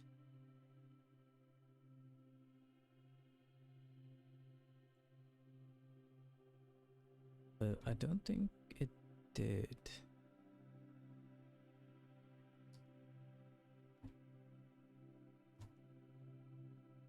I think it was supposed to be all white pixels.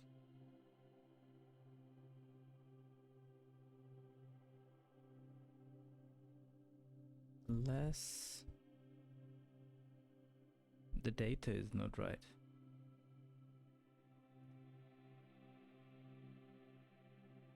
Foot image, create image,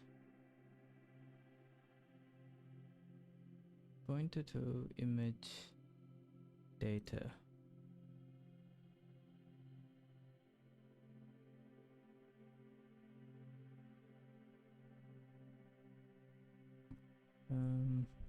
What was that black pixel?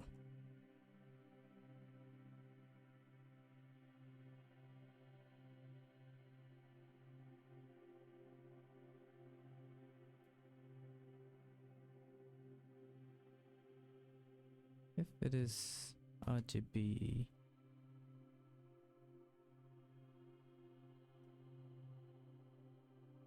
zero, put FFF, and it's 32 bits, I guess. Would that work?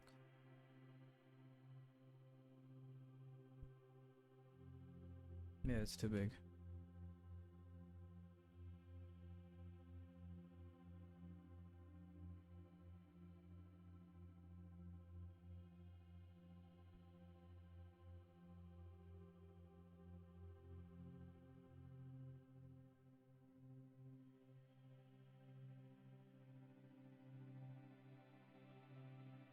I think that might be too big too. That's just one now, but it shouldn't. Whoa.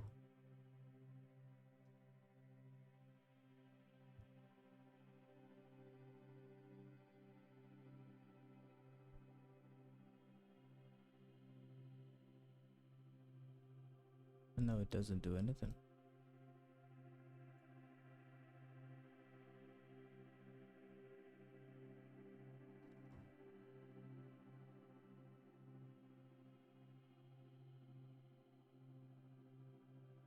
The original data stays the same.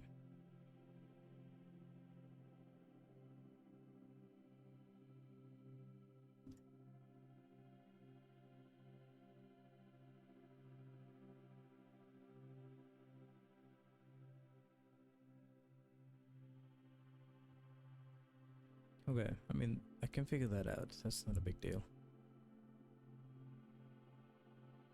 Basically, that's just going to show up if you actually have a compression format where Windows wouldn't know how big the thing was going to be because you were going to do some compression on it. Pels per meter is sort of totally useless for us. Why would we need to know that at all? That is something is only if you were actually using some kind of print output. Pixels per meter, we don't even have anything about that. So can we set those to 0, ladies and gentlemen? Is there a way to set those to 0? I feel like they could both be set to 0. So I'm going to set them to 0 for now. I know. Let me ask.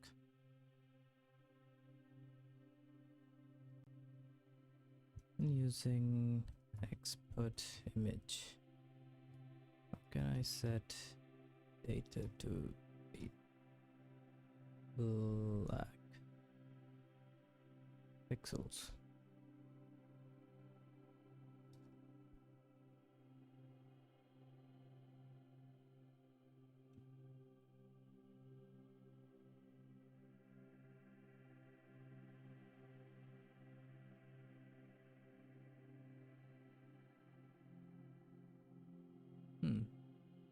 Put a pixel.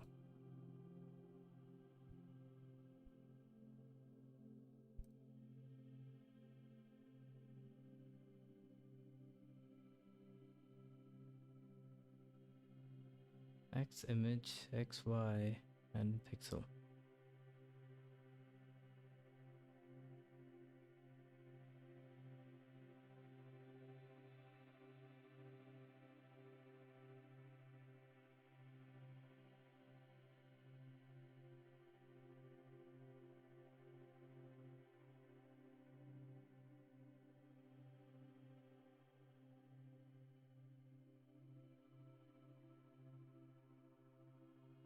Okay, could try that. Let's say X, Y.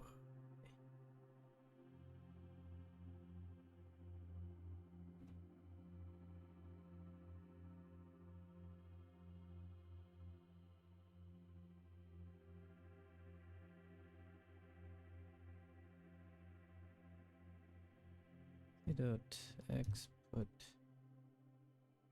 pixel image put 0, 0 and pixel. Guess one should be black, white.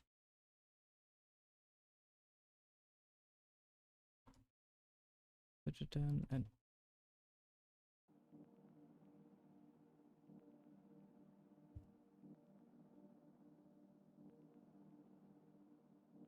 why can't I find it?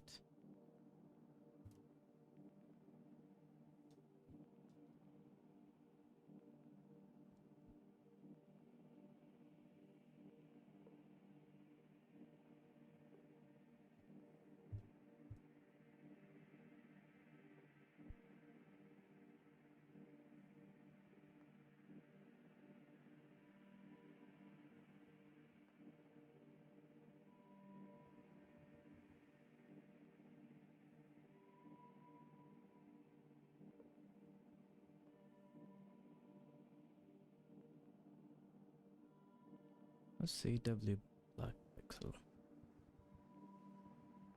White back.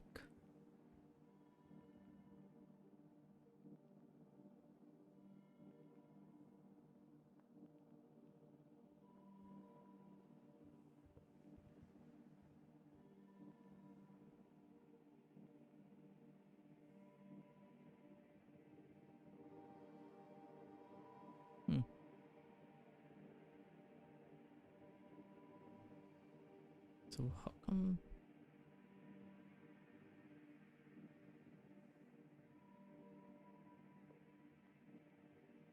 still a lot of gaps?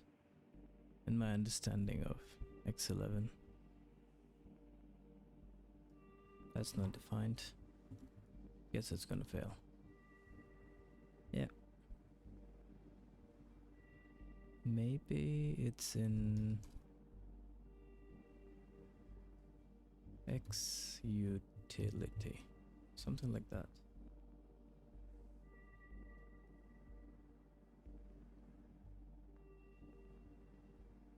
X11 utils.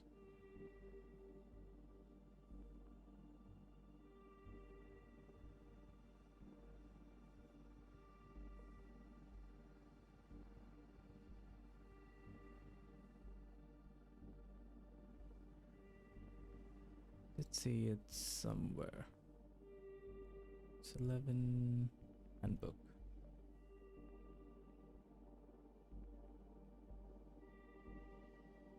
No.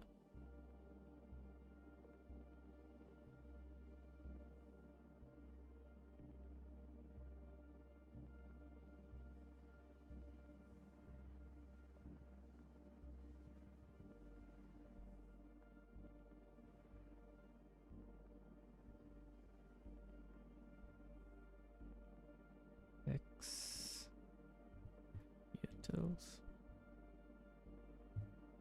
I just gotta basically guess. Okay, no. But I got lucky.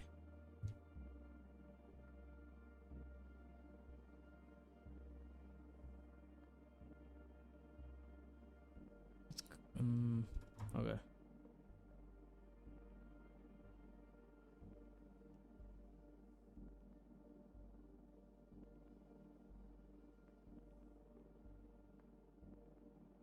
That one's... what happens if I try and build it?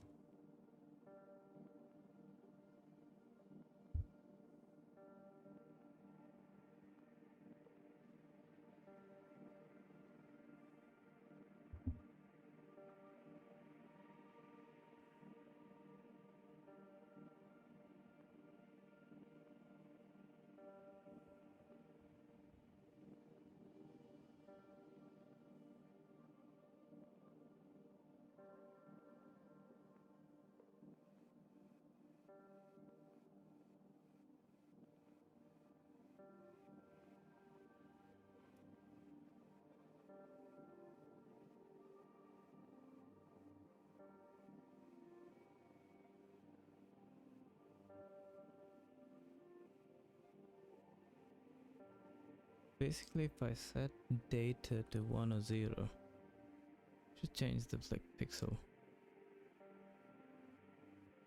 But it does not seem to be the case.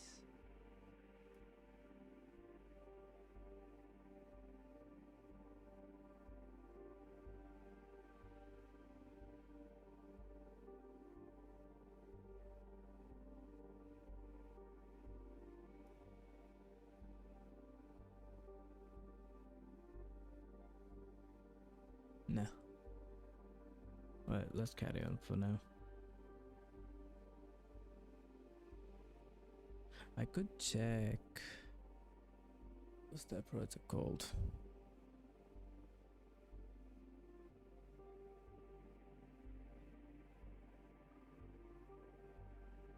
It's 11 double buffering.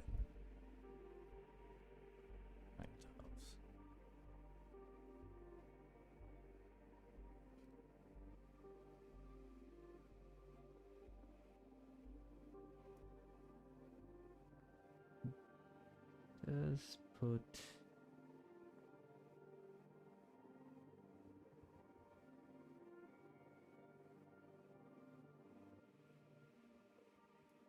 image, create,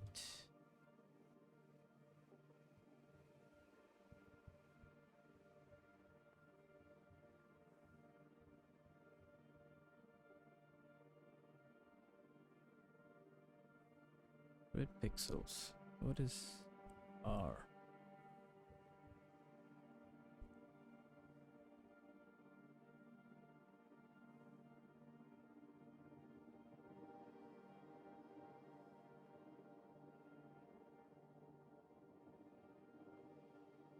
Nah, then I gotta look into the grid. I guess let's. Oh, I Hoping just that have it to does be not patient. mind, because that is basically for printing and that sort of stuff where you have an actual, or something where you actually care about the physical size. We don't even know what the sizes of our display at this point, so we're in no position to say how many pixels per meter there are on it, because we don't know anything about that. Clear used, the number of color indexes. Okay, this is how many colors are used in the color table. I just said we don't have a color table, so we don't care about that at all either. And finally, BI color important, also not care about, because we do not have any of that indexed palette stuff. Okay, this should actually go through and allocate our bitmap memory for us, but we will not know until we actually try if we've done everything right. But I want to point out something that we now need to handle, and that is we actually need to free, well, we need to get our device context first, so we need to do that too, but we actually need to free this thing before we create a new one, because like I said before, if you go down here and you look at the WM size command, you will note that we basically have a resize deep section call will happen every time we WM size. So if we allocated new memory for our buffer every time, that would be bad. So what we actually want to do is just right before we create our new div section, we could free the old div section, or we can wait and see if we can get our new one first, and if we can't, we can keep using our old one. It's a tough decision. It is a tough decision, ladies and gentlemen, because basically there's a bunch of trade-offs either way, depending on how we do it. I am going to go ahead and say what we will actually do is we will actually free after. We'll create ours first and then free after. The reason that's a little touchy is because if we needed the memory from the first one in order to get the memory from the second one, because it was occupying too much memory, we would be kind of shooting ourselves in the foot. So maybe the other thing we could do is if it fails, yeah, this is hard. So you know what? We're going to put to do here, and we're going to say bulletproof this, and we're actually going to just do a free, straight up free first. So basically what we'll say is bulletproof this, maybe don't free first, free after, then free first if that fails. Maybe we'll give that a shot a little bit later just to be a little more resilient depending on these circumstances. Okay, so what we're going to do here is basically right here we will free it, free our div section, but then down here we will create a new one that we can then use to draw. So we're going to have to remember a couple things. As we can see down here, we need that bitmap info, which is this thing, right? So this guy is going to have to be persistent. So let's go ahead and put him out here, right? He's going to have to stick around forever. There you go. And now that will also clear him to 0. So that means all of these guys are cleared for us for free, right? Don't actually need to do any of that. Cleared for us for free out in the bitmap info. Then we've also got this bitmap memory right here, which is void star. And again, these global variables will probably not last long. We are going to make them unglobal in just a little bit. But for now, to keep things simple and to make sure that we are on time for the day, we are going to go ahead and use them because they are going to use sort of across multiple things that do not share a context that we can easily get to. But I'll show you a little trick for that a little bit later. And then finally, we are going to probably need that bitmap handle, because without that bitmap handle, we would not be able to free it. So I'm going to store this as well. So there we go.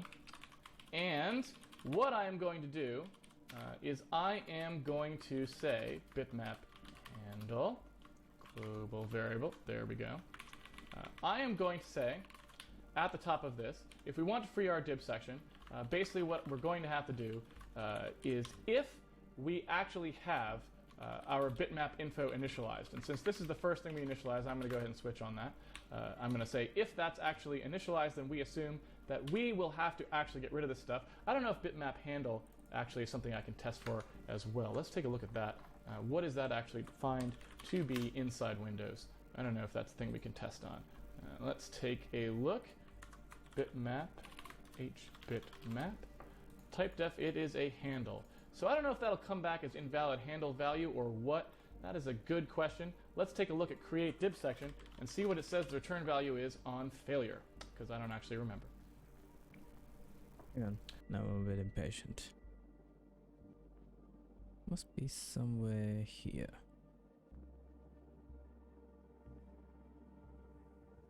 Concepts.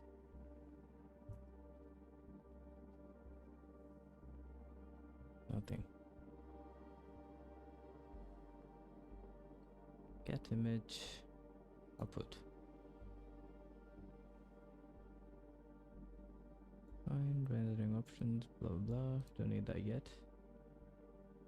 Graphics, context, colors, syncing and flushing, which is except region onto which drawing can occur. Like Windows, pixmaps are not part of a hierarchy. Oh yeah, I did read about this. It's just another rectangle. Right now we're drawing straight onto the window, but it's also a drawable, but I guess you can also use pixmaps. What is a pixmap? Recently access pixmap, faster access video RAM using shared memory, conversion updates faster, not yet.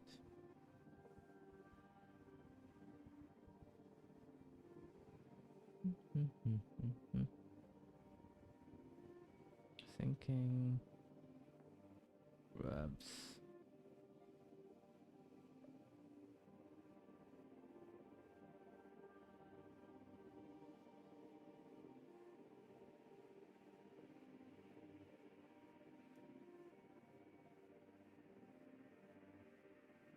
Same one. Can't find the doc I was looking into a few days ago.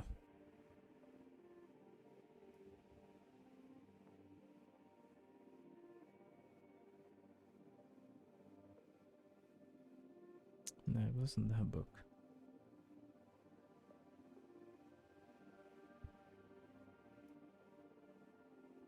No, not this either.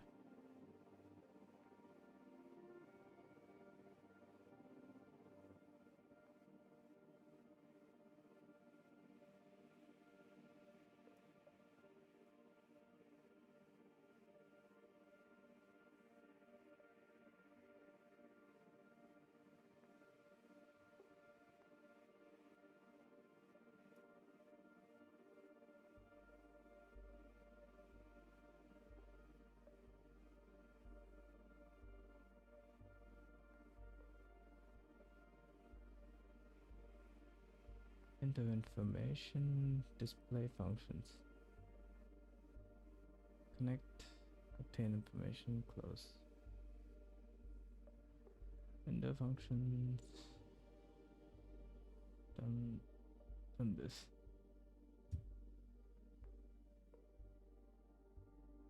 Create and free pixmaps.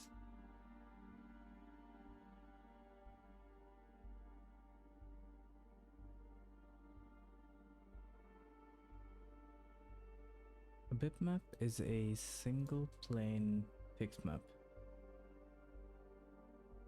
What does that mean?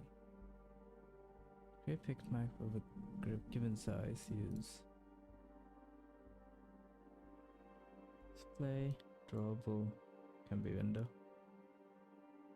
width, height, and depth.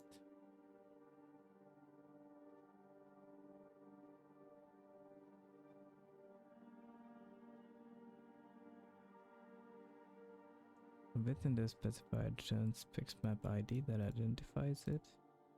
It is valid to pass an input-only window to the drawable argument. The width and the height arguments must be non-zero.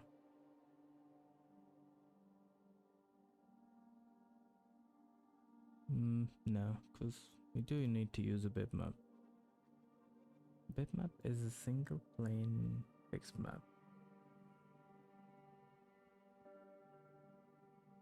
Single bit plane pixmap. I don't know what that means. No. Graphics.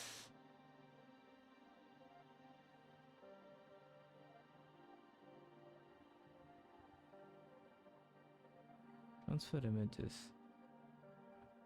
Xlib provides function that you can use to transfer images between a client and a server.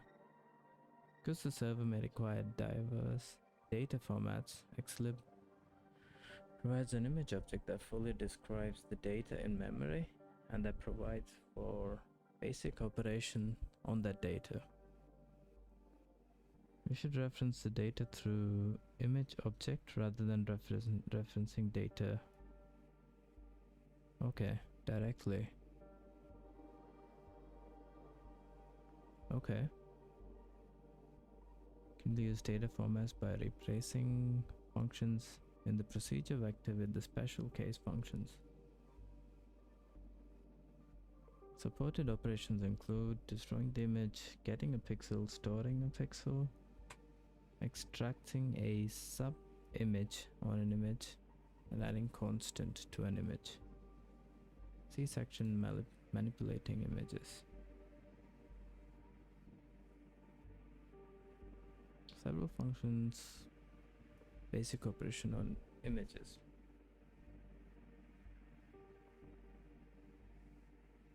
All operations on image are defined using ximage.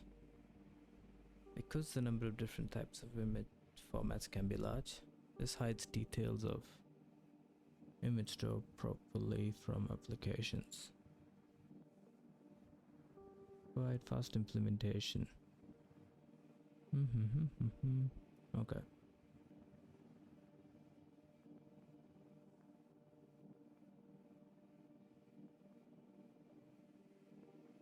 That no, we don't care about reading from disk. Client's memory. The user can request some of the members such as height, width, and x offset change when the image is sent to the server.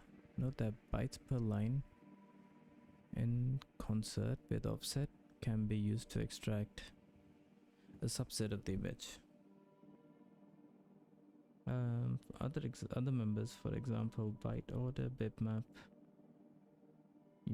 bitmap unit, and so forth, are characteristics of both the image and the server. Between the image and the server makes appropriate conversions. The first byte of the first line of a plane N must be located at the address. Interesting. First byte of the first line. Data times height times bytes per line.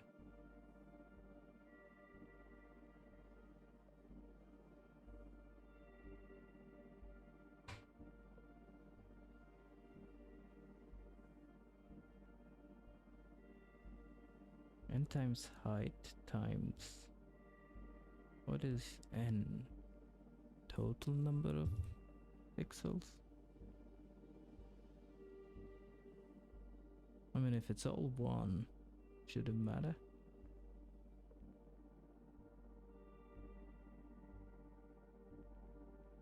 First byte of the first line of a plane.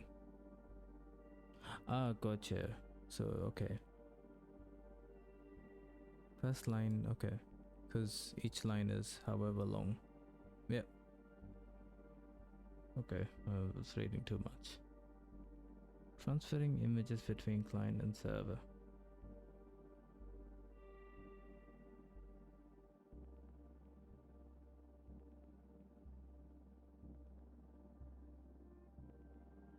Yep, that's what I'm using. The basic functions used to get a pixel, set a pixel, create, blah blah blah, defined in the image object.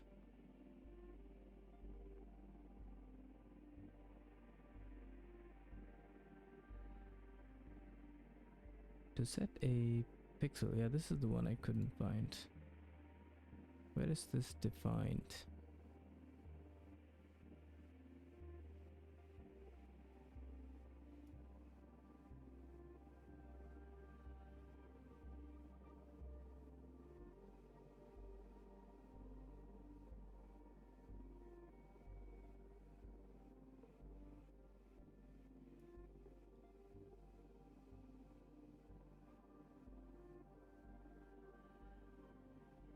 So I wanted to look into this.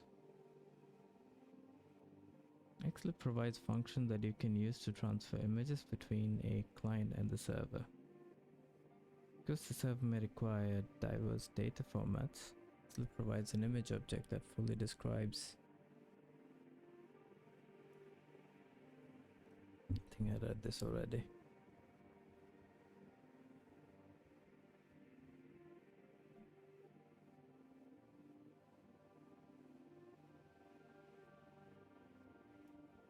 I don't know, kind of stuck. I know I'm jumping ahead. Cause... Alright, fuck it. Just continue. There it is. Takes a little while in MSGN sometime. Okay, let's see. Return value succeeds. The return value handles if the function fails, return value is null. Okay. So basically this will initialize. I think I can go to day 4. Device context. Sounds like graphics context. We've already got it. Okay, I'm gonna go to day 4.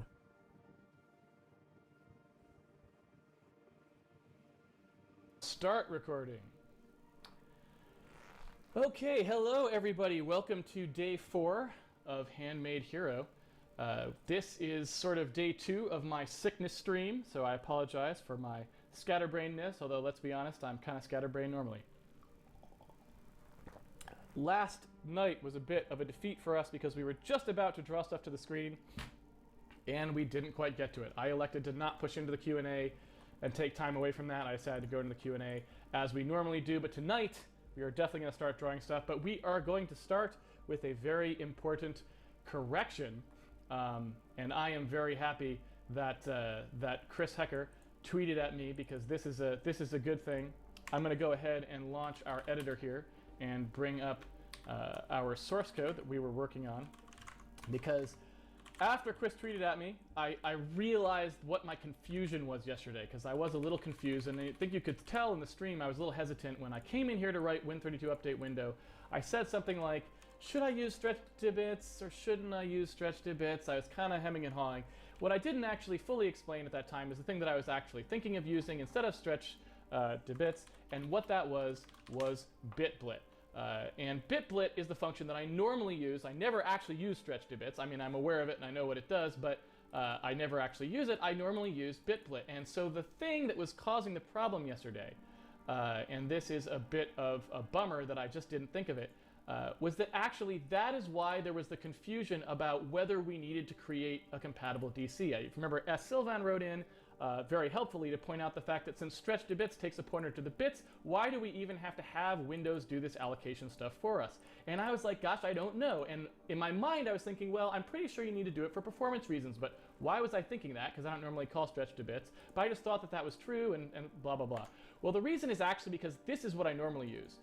Bitblit is what I normally use. And if you notice, bitblit does not take a pointer to the bits. It has to go device context to device context. So what I was thinking in my head is I was thinking about the stuff you had to do to use bitblit, which involves creating a DC that you leave around that has the bitmap in it, and that you always do the bitblit from that DC to the screen, to the window DC that you're actually drawing to. That's what has to happen. So you have to do all this stuff because you can't pass a pointer to the bits. But if you call stretch DI bits, which I never do, you can actually just pass a bit pointer, which means you don't even need a DC or a bitmap. So the question is, why do I always use bitblit? Well, the reason, and this is why Chris's tweet jogged my memory, because he actually... Hey Kamigoroshi. I'm just... What am I doing? Good question. Oh yeah, I'm trying to follow Handmade Hero, which is built in Windows. I'm trying to do it in Linux with Zig. Is that something programming? Yeah, it is. He's a pro at this stuff. I mean, he knows this stuff better than anyone probably in the world, because he wrote WinG, which was actually the first way that you could do this sort of stuff on Windows. It was under Win3.1, Win351, or Windows for Workgroups, whatever it was, Win3.1. You could actually do these blitz to make games actually run on Windows way back before they could. And so he knew all about blitting on Windows, and he just knows that cold. And what he pointed out was stretch DI bits used to be the slow path. It was slower than bitblit because bitblit, since Windows could do the allocation of the memory and had the bitmap already selected, it was a faster path than go. Oh, Thank going you. through stretch DI bits, which is why I've always anachronistically used bitplit. But since this is supposed to be for us to learn to write a renderer, and that performance difference may not even exist anymore. This was back when things weren't going through a 3D card under the hood and all these sorts of things. There's probably no reason for me to ever use bitplit. StretchBlit is probably going to be fine for us, because eventually what we'll do when we optimize things, we'll want to create an OpenGL context and actually write directly to a texture with overlap downloads and these sorts of things. So when we get to like the sort of, okay, we wrote everything ourselves and now we're going to start doing hardware things or whatever, we're going to want to do something different anyway. So really we can just use stretch DI bits, and I do not have to worry about the thing I was worried about, which S. Sylvan also was pointing out we shouldn't need to do. And he's right. I don't think we do need to do that. So with that correction in place, we can actually simplify things quite a bit. What that means is we don't actually need to store any of this stuff anymore. The HBitmap and the HDC that Windows was going to create for us, we don't actually need those anymore. Right? We don't need the bitmap handle, we don't need the device context, so all we actually need to do is have this bitmap info. Not at the moment, no, because I mostly do this for fun. It's like, when I stream, I tend to follow through with my side projects. That's the only reason to do it. But thank you though. Header filled out that has the width and the height correct, right? And then we can allocate the memory by ourselves. We can just allocate our own memory however we want to. And as long as it is the right size and works okay, Windows will go ahead and do the right thing. So that makes it a lot easier for us, and that's what we're going to do. So we're going to keep our bitmap memory here, but what we're going to do instead is we're going to go ahead and say, note, thank you to Chris Hecker of Spy Party fame for clarifying the deal with stretch dibits and bitplit. No more DC for us. So this is awesome. So basically what we'll be able to do here is we'll basically just say, we need some memory. Windows, we need some memory for our bit. Oh, I don't think I have the time to do like professional YouTube. Plus, I mean, I don't think I'm that much interested. I work as a programmer. Kami Map. And the first question is, how much memory Does that mean God Koroshi? I think Kami means God, right? do we need? Well, we have asked for 32 bits per pixel. 8 bits red, 8 bits green, 8 bits blue, and I am going to leave a padding bit in there. Padding byte in there. So 8 bits of pad. And the reason that I'm going to do that is because, in general, on the x86 architecture, oftentimes there is a penalty for doing what's called unaligned accessing. So basically, if you are trying to operate on a value that's, say, 8 bits, 16 bits, 32 bits, 64 bits, this sort of thing, if you're operating on like 32-bit values, 32-bit values should be aligned on 32-bit boundaries, meaning they should be on like the 0th byte, the 4th byte, the 8th byte, and so on. They should not start on like the 2nd byte. They should always, if they're 4 bytes long, they should be at multiples of 4 in memory. And that's just the way the CPU is set up to deal with them. And so what I want to do is I want to make sure that whenever we touch a pixel, Thank you. just for now, especially to simplify things and to make sure we're not incurring any penalties unnecessarily here, just to simplify things, I want to make sure that we're always touching a pixel on an exact So I'm from India. 4-byte boundary there. So if we were to ask for the bits that we actually need for RGB, that would be 8 bits, 8 bits, 8 bits, or 24 bits. And 24 bits is 3 bytes, which is in no way aligned with 4. You basically have to go out 3 times 4, or 12, to get back to the right boundary, right? So that's not going to do it. So I'm asking for 8 extra bits that I need, and those extra bits are just going to be padding. They don't actually mean anything, and they won't actually be used, but we're just going to do that so that we know that our pixels are always aligned on 4-byte boundaries. So if that is the case, then I know I have a pixel size of 4 bytes, right? That is how big that's going to be. Yep. Aha. Okay. Because here, X create image was the. Excuse me. Where's X create? I can't find this. In one of these.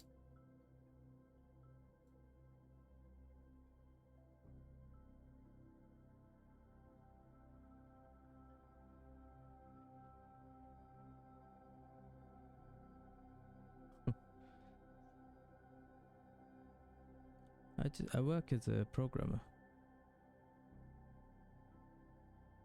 Let's create image. Bitmap pad. Specifies the quantum of a scan line. In other words, start of one scan line is separated in... Oh. This... What if there's no pad?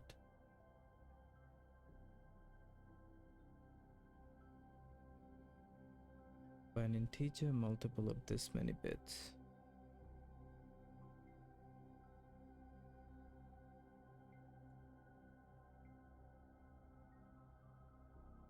Quantum of a scan line. In other words, the start of one scan line. That would mean one line would only be 32 bits. Climb memory from the start of the next scan line.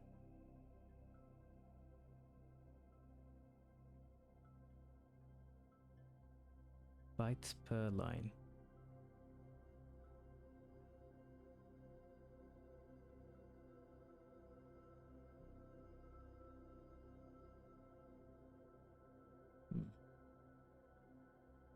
No, that doesn't make any sense.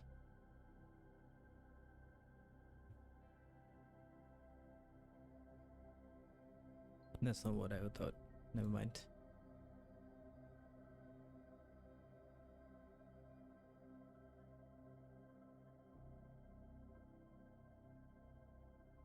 So I need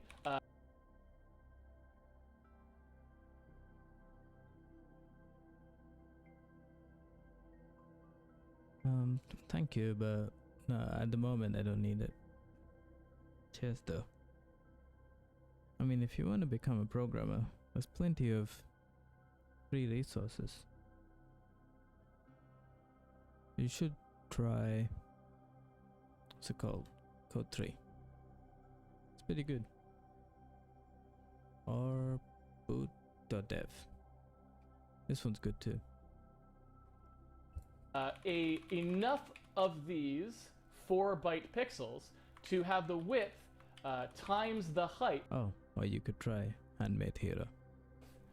Worth of pixels, right? Because this is sort of elementary math. If you have a rectangle and you want the area of that rectangle, you multiply the width times the height, right? And so what we want to know is how many pixels do we have? Well, we have width times height pixels, right?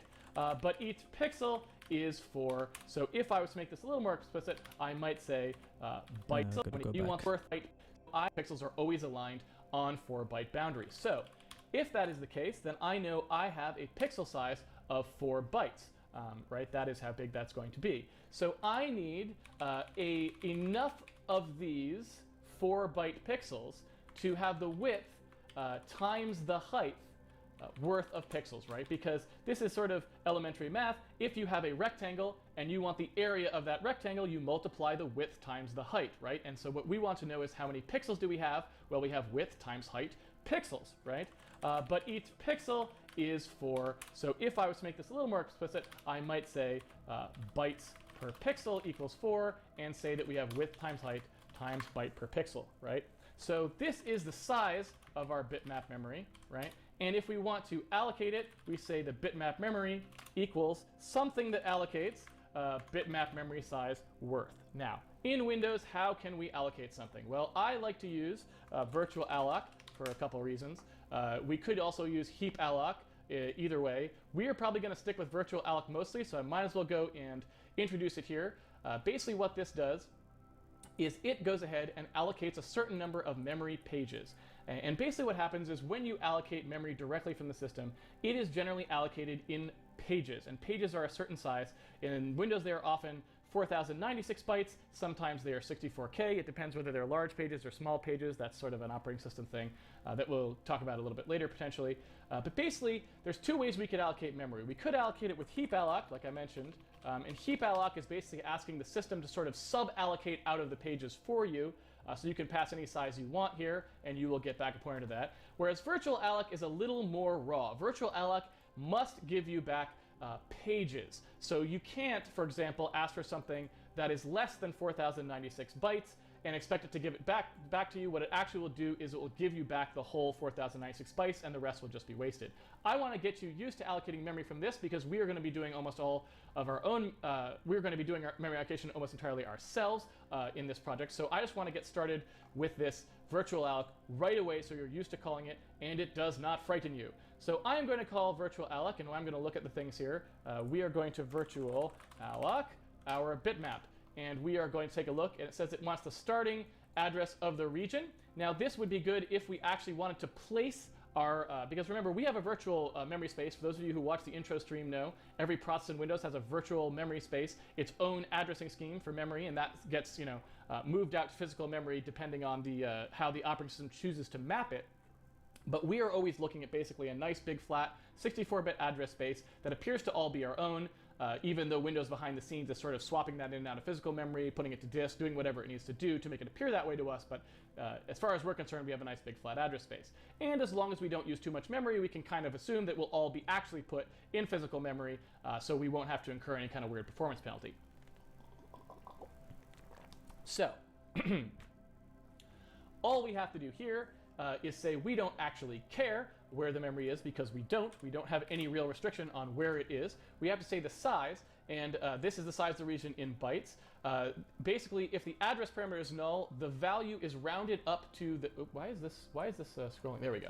Rounded up to the next page boundary. So since we did pass in the LP address as null, it means that even if we pass something that is less than even multiple of the page size of the system, it will just round it up for us, which is exactly what we want it to do. So that's totally fine. Then, we have the allocation type, and that is going to tell Windows what we actually want it to do to this memory range. And the interesting thing about this is there's two actual things it can do. There's commit and reserve. And what's interesting about that is basically, since it is a virtual memory space, what that means is you start off with 64 bits of address space, but basically all of it is essentially vacant. It's not actually memory yet. And you basically have to say, okay, I'm announcing that these pages are actually now going to be used by me, so Windows can know, oh, okay, he's actually going to use some of this memory space. I have to start tracking it and working with it, putting it in physical memory, doing whatever I need to do with it. And it has a little page table basically that it keeps that says which pages for each process are actually being used. Now, what that means is when we go through virtual alloc, there's two ways we can ask for memory. We can ask it to actually start tracking the memory, and we're actually going to start using that memory, that's what commit actually is. But reserve. I'm going to continue tomorrow. Excuse me, because I got to go to the gym. But I do want to find that documentation. Where is the X11? Where can I find? Oops. I can't remember the link.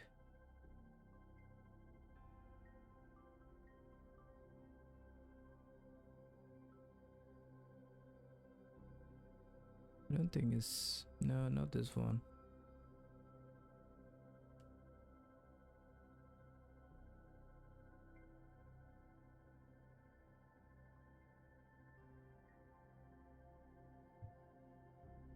Oh yeah, oh no. For a second I was like, I thought I found it. Not this one either. Right, anyway, because I mean, this does make sense, because right now I'm just using an array. I can get rid of this and allocate something too.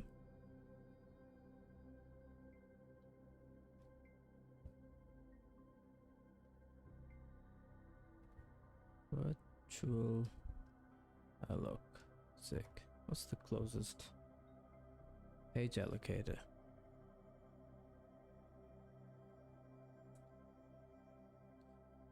Can I just use an arena allocator in the beginning? Allocating memory, something like that. Or memory allocation. What was it called? Okay, oh yeah, it's here. Choosing an allocator. Making a library? No. You link into libc. Yeah.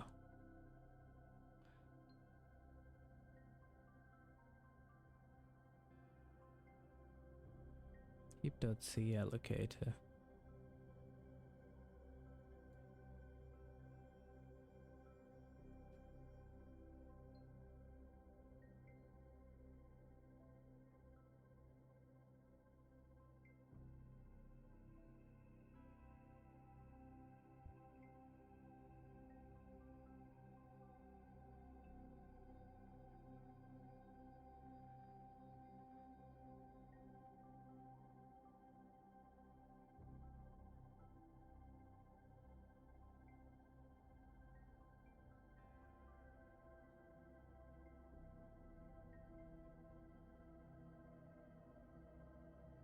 Kinda.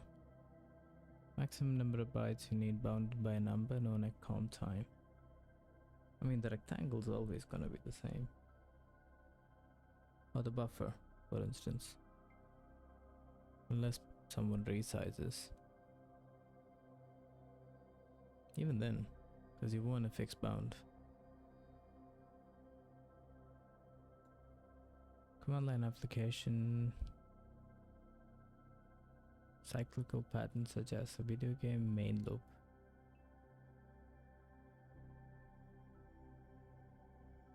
And such that it would make sense to free everything at once at the end. Yeah, I could use an arena allocator. I do find it quite easy.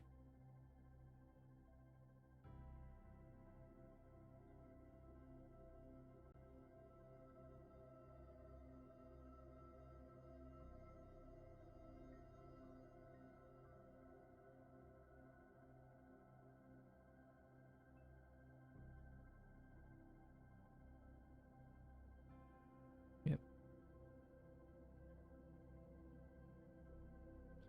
Also, if the upper bound of memory, yeah, I think I could later change to fixed buffer. I could start off with an arena allocator. Alright, before I continue with day 4, there's a few things to do. My doc on creating image, then sample data format, adding pixels, no, not adding, setting pixel size,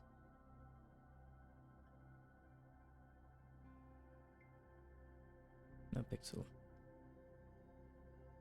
data size. Yeah, I'll check this first thing tomorrow before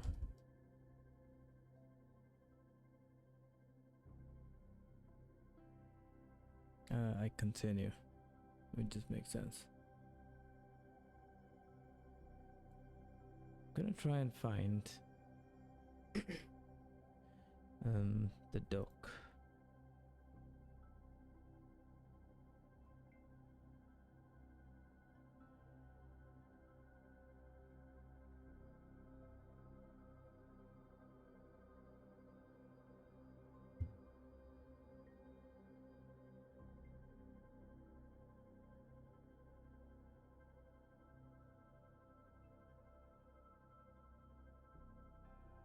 That looks cool.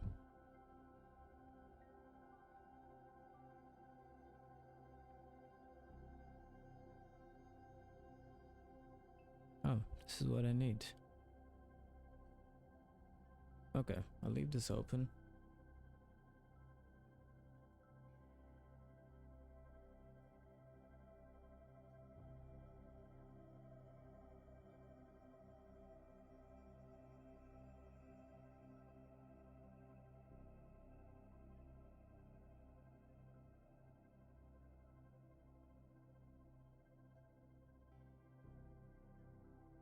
Okay, I'll leave this open. I think this could work. Doing one of these examples should find what I need.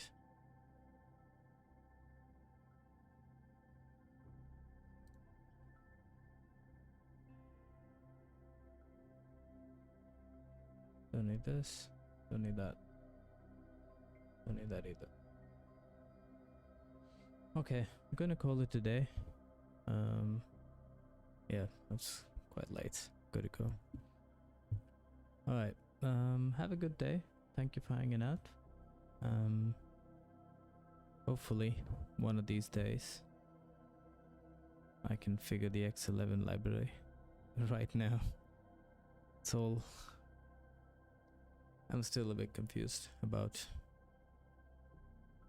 Not confused, like I just don't know how to...